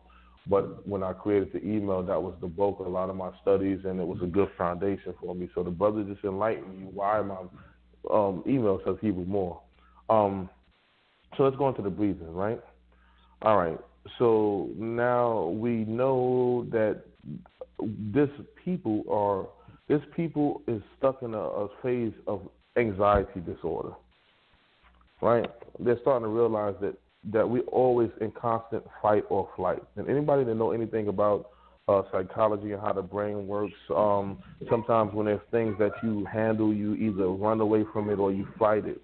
So we're always constant on the alert of fight and flight in this kind of society because there's a lot of turmoil. There's no time for self-reflection. But I want to go into the word for anger in Hebrew. And that the word is af. And the word af actually means nostrils. Because when a person is angry, they flare up their nostrils, but it's also indicative of the aspect of a person breathing in to slow down the flaring or to slow down the anger. So even in our language, there is solution in breathing techniques. If we look at most people that live in, they breathe 18 breaths per minute, right? The Hebrew word for life is kai. The numerical value is 18. So now when we start to talk about getting into the level of beast breathing, 6, 6, 6, that's 18. So when you're beast breathing, you breathe on 18, but when you're spiritual, you take in less breath and longer breaths. So the scriptures is so riddled with the deep understanding about how to breathe and how to enter in a zone of peace and tranquility. And like the brother said, the Kabbalah is very dangerous. One of the things, it has its benefits, but it's dangerous. One of the things that I had to realize when coming into the debates and all of the teachings is that I was teaching people stuff that didn't even do basic law. So just like with electricity, you may have a current that comes in, but you have to have something to ground it. The Torah is how you ground yourself. And we looked at this, you start to see this grounding when Moses took his shoes off his feet when he received the light of the Almighty and the burning bush. So in this area, you start to see that the Almighty places in the scriptures things that aligns us to get closer and closer to his divinity. So when you talk about people coming into it, if you even come from a Buddhist perspective, the Buddhist perspective talks about your action and your deeds. It's not about knowledge. See, knowledge plays its role, but if your actions outweigh your knowledge, then you are dominant. But if your knowledge outweighs your deeds, then you're wicked. So that goes to the grounding aspect. So in it, you see that I have a book called Ancient Science of Love. It's a love book, but it also deals with breathing techniques. It correlates the platonic years and how breathing, and you add up the breathing and you times it by 7 days, and then 7 days and 24 hours, and you get the same mathematical equation as the time it takes for a platonic year to occur. So those are in sync inside the universe. See, Yah is something divine, right? Because Yah is, and this is where the higher people kind of get it confused in some ways, but maybe I can share something maybe that can express some enlightenment. But Ahaya means I shall be. Yahweh or Yehovah is a compendium or amalgamated word that means he is, he was, and he shall be. That's infinite, right? Because Yah is outside of time. Anything that's outside of time. So this is how almost when you see our prophets, they travel into places where time isn't. When you go into dream state, how many times you've been in a dream and you was in a dream so long, but you wake up and you only was asleep for an hour? Time doesn't exist in certain realms. And this is where the divinity of the Creator is. It's outside these realms. We have parallel existence and dimensions that exist and correlate and coexist at the same time. So sometimes when we receive prophetic information, we remove the veil. But how do you remove the veil? Is removing the distractions. So now the Hebrew word for demons is shadim. And what does shadim mean? Shadim, the root word is shad or shaddai, which is the breast. Now, our distraction as the demons is the stuff that we nourish ourselves off of. Like, perfect example, some people are so anxious and hyper anxious and have anxiety disorder that they eat a lot. Some people drink a lot. Some people watch television. Some people watch reality shows because they're trying to live through other people's existence or journeys in life because they're not happy with their own. But these are things that we nurture ourselves with. So if you want to, the truth is I'm about to open a school in the beginning of April, well, probably mid-April. And a good book to start out in metaphysics, and it's not to push my own books, but one of the good books for metaphysics is called the book called Parashat Noah, which is the second book I wrote. It's like an introduction into the metaphysics, but it's not showing you what I'm teaching you what I know. It's teaching you how to come up with your own stuff. See, the thing about a teacher is to teach you how to create your own, and not about just regurgitating like people do in the conscious community and in Israel, but become your own entity. So I have a book called Parashat Noah that's real good. And my greatest book, and I think it's one of my most slept on books, is the Queen's Sacrifice. I go into so much metaphysics in that when I reread it, I'm like, wow. You know, so those are areas that you can introduce people into, but I can start doing more shows on metaphysics. And the people that are online, I want them to know that I have a new channel because I try to step away from the drama, the conscious community.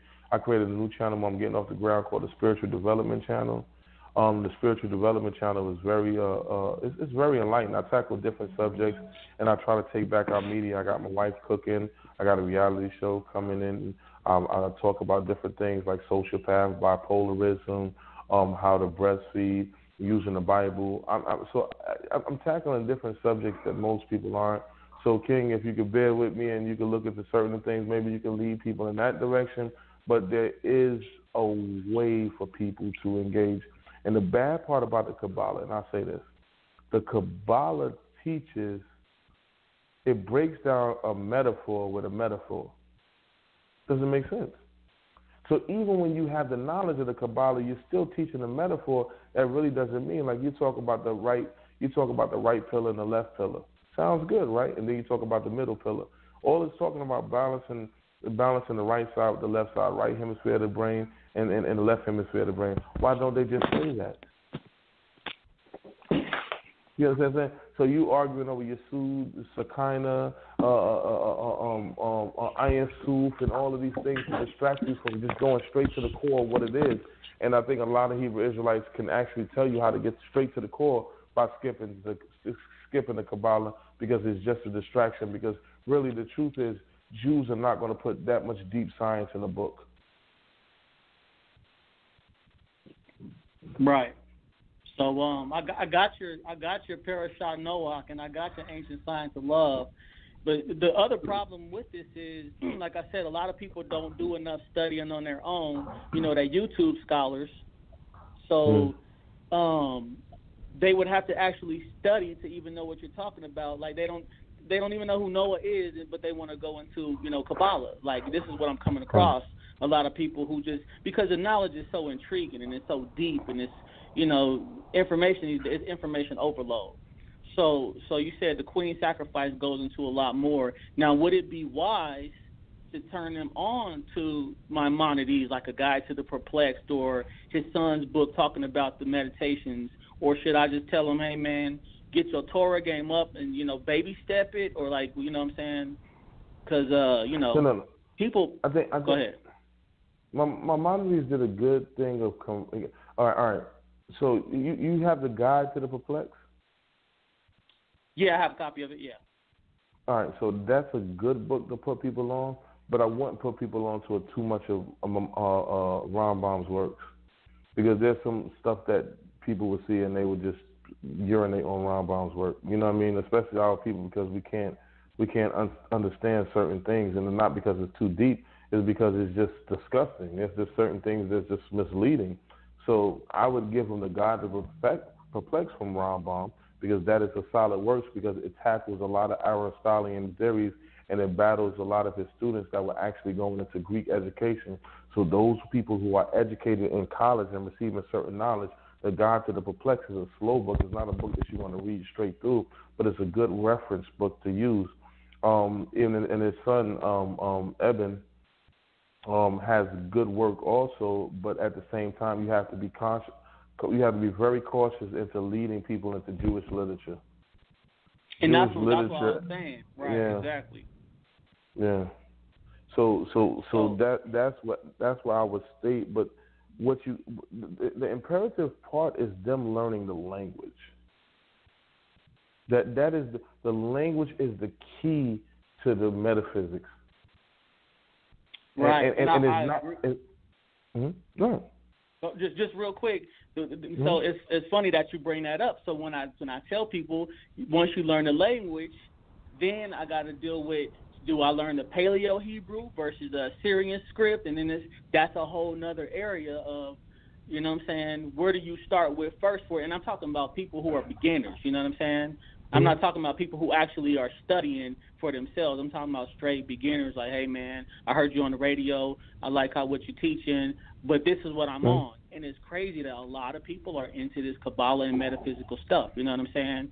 They want to start there. And when I ask them, you know what I mean, do you even know the first 5 books? And they're like, yeah, I kind of listen to a little bit, but, you know, in this meditation, and they want to, you know, what's the word, astro planing, like they want to, people want to do, like, they want to get right into almost, I don't want to say witchcraft, but they want all the deep stuff first instead of the relationship with the Most High. You know what I'm saying? And that's why I figured, but I know breathing and meditation is that key, but I don't want to mix it with the Kabbalah that they already used to. You get what I'm saying? Just to get them to simply, hey, man, just study day and night like the Torah say. Get Genesis under your belt before you want to go into all this other stuff. And they, you know, people want to just jump right into the deep water, man. And this is what's coming across my plate. You know what I'm saying? And that's the way of the nation, because most people don't want to do the rudimentary work to create these things. They just want to regurgitate. How many people on YouTube you see just regurgitating information and really don't know what the heck they're talking about? I mean, this is because it sounds good. It attracts women. It attracts people. It allows you to do whatever you want to. I could have the knowledge and just still be the same fool that I was before. Oh, man, that's awesome. And that's what people are attracted to. You cannot really change that from them, but you have to allow them to show the essential aspects of the Torah that makes them understand, because sometimes you have to add a little season and a flavor to it. So even like tonight when I spoke about Ish and Aish, you know what I'm saying, I had to correlate the two because it added a little flavor, but I can't give them too much of that because it can drown them out. And like when I first started, people were just going straight into metaphysics and not doing law at all. Right, exactly. I can't stand it. Exactly. Right. I figured you was dealing with the same thing too, because you know so much. People want to get to your level tomorrow when they don't even know, what Deuteronomy says. You know what I'm saying? So. And that's what I say. We can get them there. I mean, there's no problem. I mean, and their level can even be greater than where we at. And that's what people need to understand. But you have to go through the rudimentary aspects, understanding the basic language. I teach language. Anybody want to know language? Hit me up on NASI 79. Hit me up on NASI 79 on Instagram and inbox me. I teach the language. And I give them. People say, well, is it the paleo or this and that? I want to learn this. Let me tell you, I studied all of it. See, Hebrew went through changes. It always was going to go through changes because Hebrew never had a written text.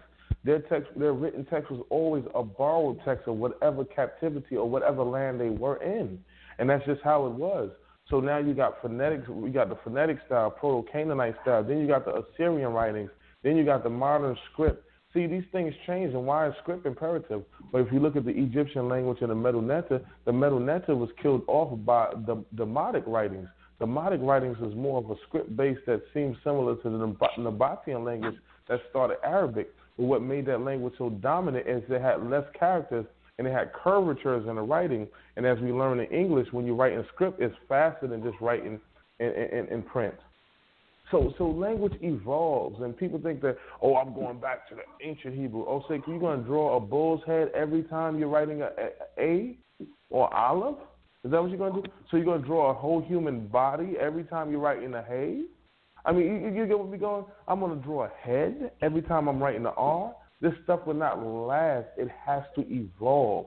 And I'm not saying nothing is wrong with it. You got to understand the core of it, the essence of it, to understand the deep parts of the language, absolutely. But don't shun it out, I don't do that's Jewish. It's not Jewish. It's evolution of the language. It happens to every language.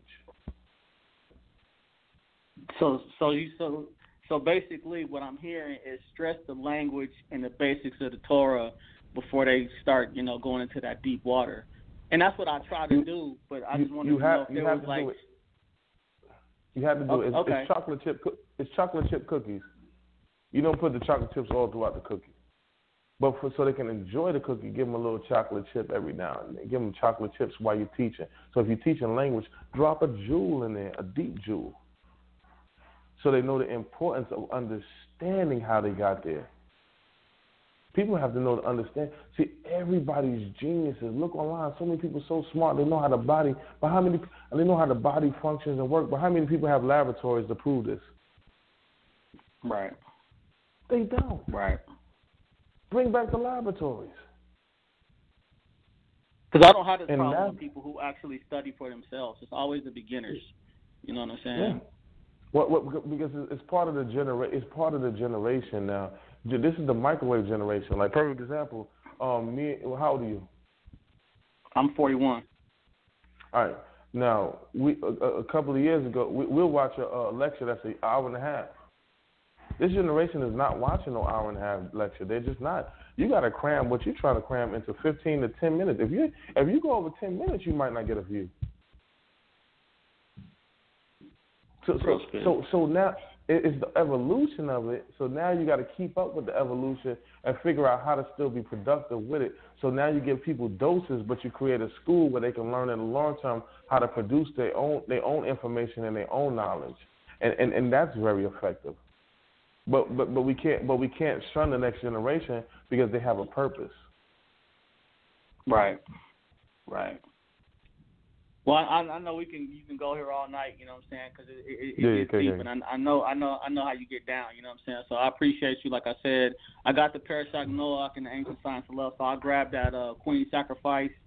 I'll stress the language a little tougher because I got the paleo books and the basic biblical Hebrew, workbooks and stuff like that. So I'll keep it like that. I'll pray with them, you know what I'm saying. Keep them off in that Torah just to get the foundations. And man, I appreciate you, man. Keep doing your thing. Hey, Shalom. Anytime. Yeah. And if you ever need me to do a class for them and you there while I'm there, I'm there, brother. Just let me know the time and when, and I'll jump in. All right, I appreciate you. Right on. Shalom to you, Sal. I appreciate you. I'll pray to the Most High God of Israel. Psalm 83 and 18. Shalom. Hallelujah. All right, Shalom. We appreciate you, man. We only got time for. All right, well, we got time for one more. So again, Nasi, I appreciate you for hanging with us, man. Yeah, that's what we do. So, but I love the people, man. Hallelujah. All right, no doubt, man. Let's get this one more call, and after that, we're gonna pretty much wrap it up. 652-229, you're live. Hey, what up, Sal? This is Mark. Hey, what's going on, man? How you doing? Not much. I figured I'd call and chime in, see what all the fuss was about. But, I did like what the brother was saying the beginning, at least the part that I heard. And I guess my question is, well, I guess I'll just leave a comment here. My issue with the with what's going on with our community, as he was mentioning before, I think a lot of the issues that we have is that we don't understand the real detriment in our society is that we're really not trying to get away from the stuff that's causing us to be destroyed.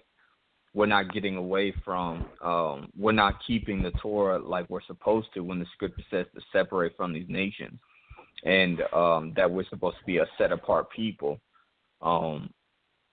It's becoming a detriment to us because we every single time we cry out and we're saying how these people are affecting us, this is happening, story after story after story of our people either getting killed, shot, hung, being lied to, being lied on,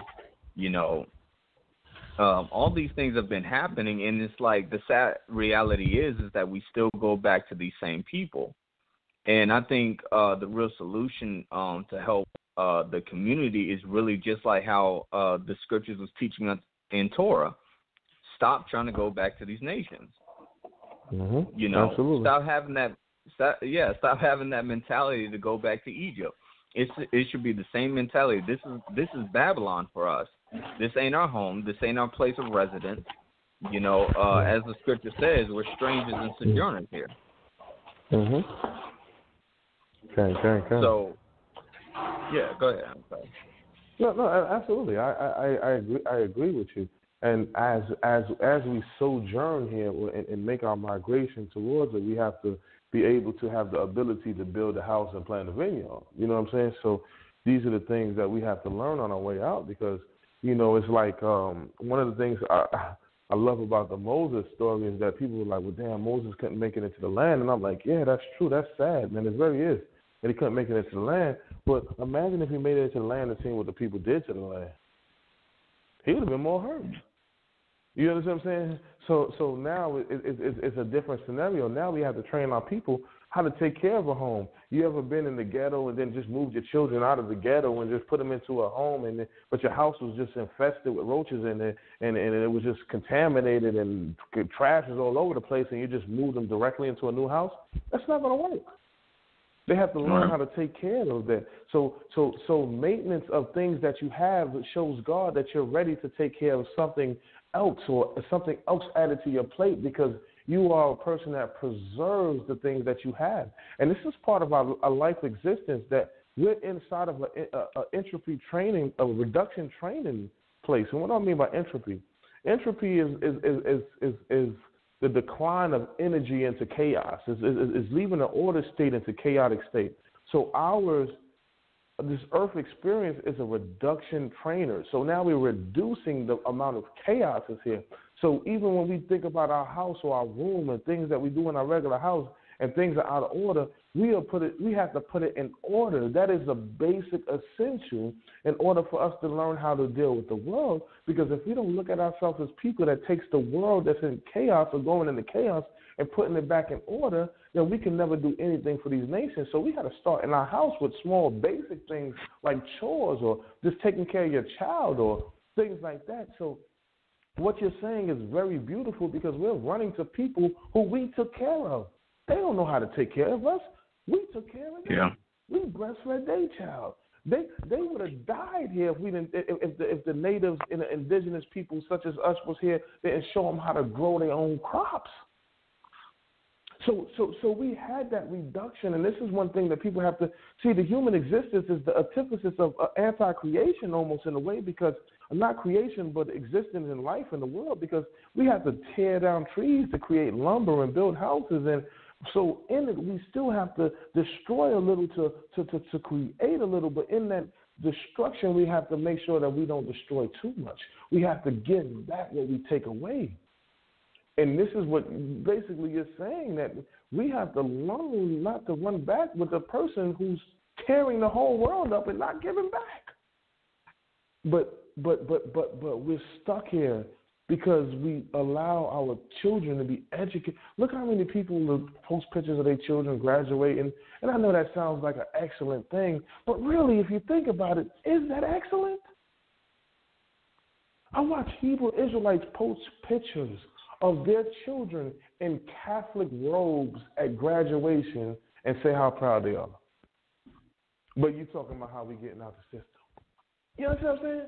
We're so stuck in the system that we don't even understand we're in the system when we're trying to buck the system. And that goes to what you were saying.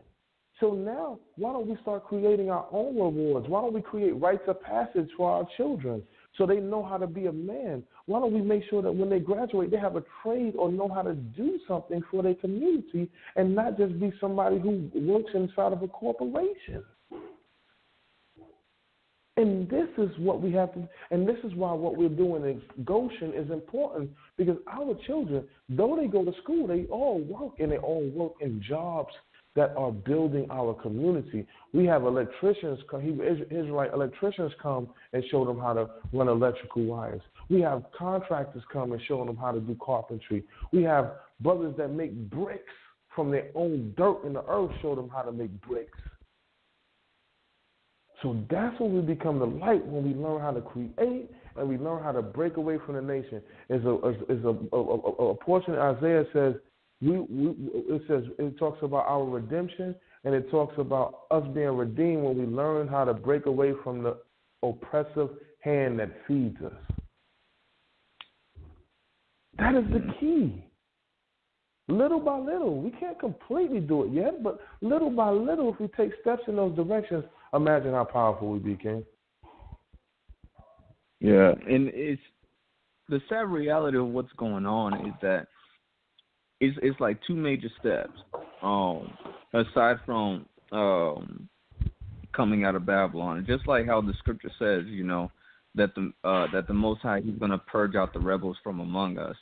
You know, and that's another thing that we got to look at as well, because it's an issue when we have in our own community, we have people that are trying to take steps to free themselves from what, you know, these nations are giving us, and at the same time trying to build. But then you also have the groups, you also have the sons of Belial within the groups who are making it bad for everybody else. And it's like hard to build a community of people who want to follow the Most High when you have, you know, those type of people that, sadly to say, are a detriment to our, to us. You know, it makes no sense that we as a people are demanding self-respect from the government. We're demanding, we're calling out, like saying, "Oh, give us our reparations" and all that stuff. But at the same time, R. Kelly gets support from our community. People are paying his bill. You know, you got people who are you know, who are pimping out our women. You got women who are you know, disrespecting men, and they're taught to disrespect men. You know, in our community, and it's like it's like a there needs to be a what you call it, like a cutoff. There needs to be a cutoff from this stuff. There needs to be a cutoff from what we've been taught, and been trained to learn from our oppressors. Because when we start to become like them, or when we start to become like what the scripture talks about, the sons of Belial, we do not, you know, get the full benefits of what the Most High is trying to give us. We constantly bring ourselves back down to the very people we say that we hate, or that we disdain because of what they're doing to us. We got to get on our own people, especially like some of these pastors in these churches and stuff like that. Like one story that was going on in Brooklyn, I believe, where it was a pastor who was raping his own daughter. And it's like, how do you still go to a congregation like this and this person is not cut off? Like the scripture teaches. These people should not have no pity. You know, I should not spare. We should be able to be at some point to where we getting rid of the evil, not only within ourselves, not only from these other nations and what they're trying to teach us, but also from our own family, our own friends, our own even with people who have our own skin tone. I mean, it don't matter. You are not one of us if the scripture teaches us that you are a son of Belial. You're basically Gentile in thought, Gentile in body. You act just like the heathen. It's no different. You got to be cut off because we're trying to be a set apart people. You know, a Kohan that's we're trying to be Kohans. You know, Malakim. You know, kings. People who are peculiar in the sight of the Most High. It don't make no sense. And peculiar, and he says treasure people. And what do treasure people do, man?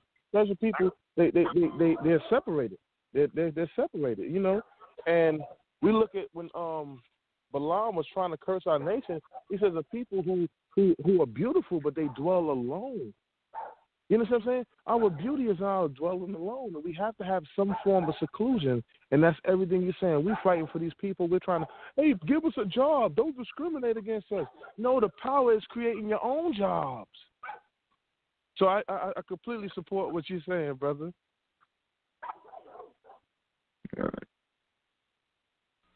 All right, man. I appreciate you calling in, man. Yeah, sure. Oh, sorry about that, bro. Hold on. Yeah, say it again, man. Sorry about that. I just no. It's all cool. I just said shalom. I appreciate you, bro. Appreciate you, man. I feel we appreciate, you know, everybody that called in, of course, and you know, listen, there's a lot of support for the program. I left all the description information in the description box. I want to reach out to NASI YASHUV-EL's YouTube pages, his Facebook, and his email.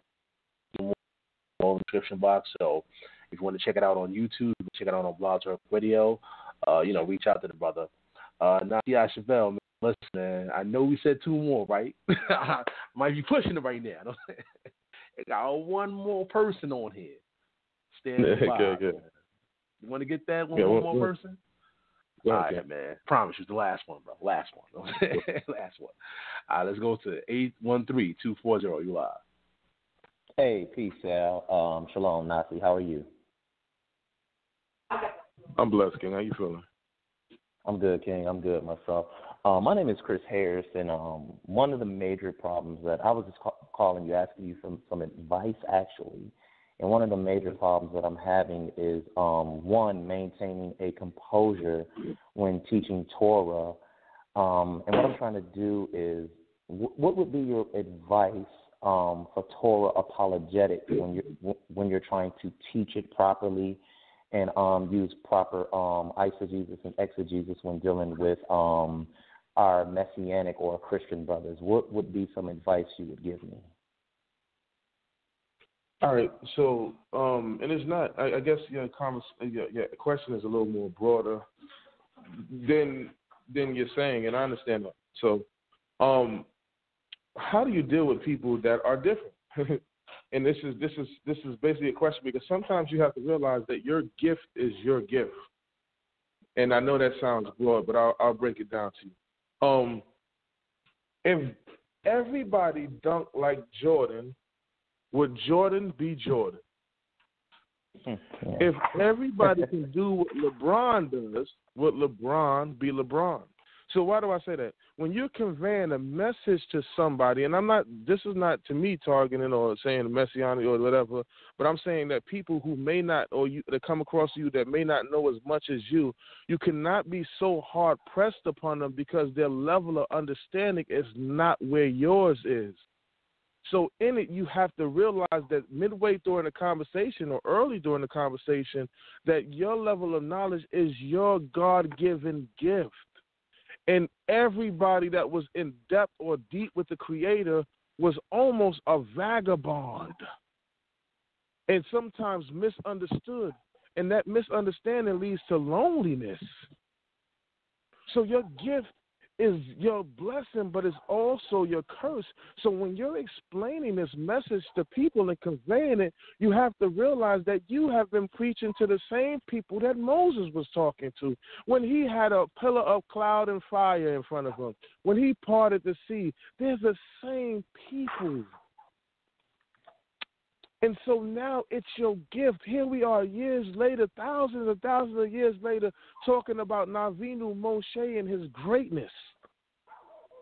So now one thing you have to look at, there was a movie called Fences, and I never seen the whole movie, but I had an elder that I was sitting in front of, and the elder said, "You sound like Denzel Washington on Fences. Help me out." He said, "You sound like this." I said, "What do you mean?" He said, "In the movie." So I go look at the movie. In the whole movie, he complaining about stuff that's already coming into existence. Like back, they never had black players. They didn't do this. They didn't do that. Black players were dominant. This and that. And the lady like, "Well, what about Jackie Robinson? What are they letting them in there?" Your stuff is coming into existence because most of the time, the story of Navino Moshe shows you the greatest aspect of a hero, because most of the time, a hero speaks stuff to the people who don't understand, but his greatness isn't memorialized until after he dies. So we're living off an aftermath of a MLK or a Malcolm X or these kind of people, but in their time they didn't see that movement move as fast as what it's just doing now. So what if you're God's given gift, and if you have the talent to break down things, then sometimes you might have to be more patient, because you will dwindle away in your own anger if you don't tame it. And I say that to say it to you because I'm saying it to myself. And even the greatest people, look at Prophet Elijah. Elijah, at one point, because his message was so strong, it made him lonely that he wanted to kill himself. And God said, no, here, eat. He sent him an angel to eat. And the angel said, eat. He said, no, I don't want no more. He said, you better eat, because you're not going to eat more for 40 more days. And I'm going to have you travel while you're going this 40 days, and you're not going to eat no more.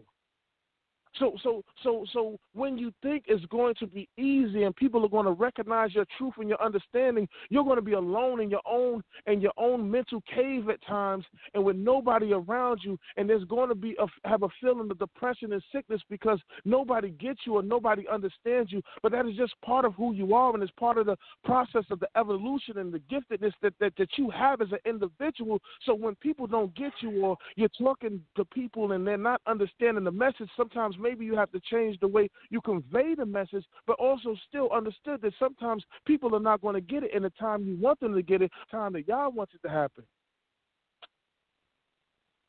And this is one of the hardest things it is with being a teacher. I watch videos, like perfect example. I know when I was debating, I would get all of these views, but now I talk about spirituality and I talk about psychology, and my views look nothing like the people who don't even really talk about issues. But I can't be angry. You can't be mad, because it isn't for everybody. It's only for an elected group.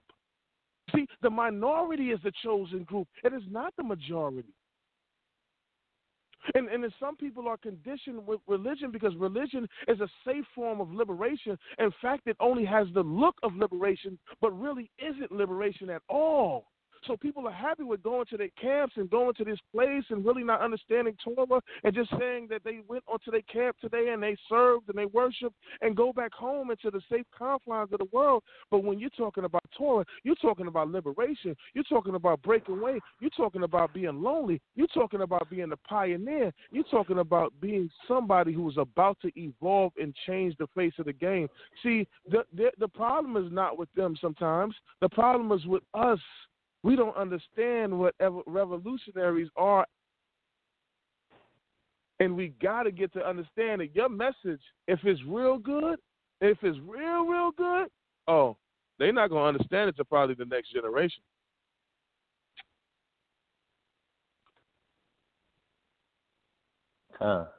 Appreciate it. Nope, Deli taken. I'm going to let you go. Thank you, Sal. Thank you, Nasi. See everybody on the 18th. Shalom. Hallelujah. Hallelujah. All right. I appreciate your call, man. Hey, listen, man. So, the seat segment. Family, let us know who you want in the hot seat for next time. You know, send me an email, debatetalkfu@gmail.com. We try to bring the people here so you can ask your questions and your comments live. So, again, if you want anybody on this program to ask questions, email is debatetalkforyou@gmail.com. That's debatetalk, the number 4, and the letter u@gmail.com. Again, for all the information for those who want to reach out to NASI YASHUV-EL in the description box. I appreciate you, brother. Any last words you want to say to the family? Definitely check me out on my channel, Spiritual Development Channel. I'll be in New York on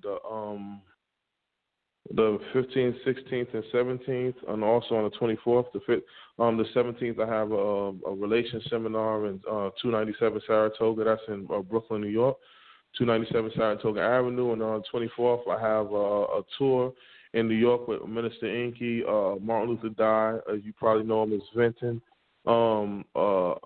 Salshowtime, the martial artist, the general that's with me, that be training a lot of people out in the southern region how to defend themselves. And Bossy Bordy, who is a African sister who is from the Bantu tribe, who correlates to Hebrew. So, you know, if you want to hop on the tour, you know, if you got a place where you want me to come and you're ready to help set up a venue, then inbox me at Nasi79 and we make this thing happen. Nasi, I'm in Brooklyn. New York, so send me that flyer, man. I can go and check that out, definitely. But once again, man, I appreciate you, fam, man. Appreciate you. And I'm going to see you soon, man. All right, no doubt, bro. Shalom.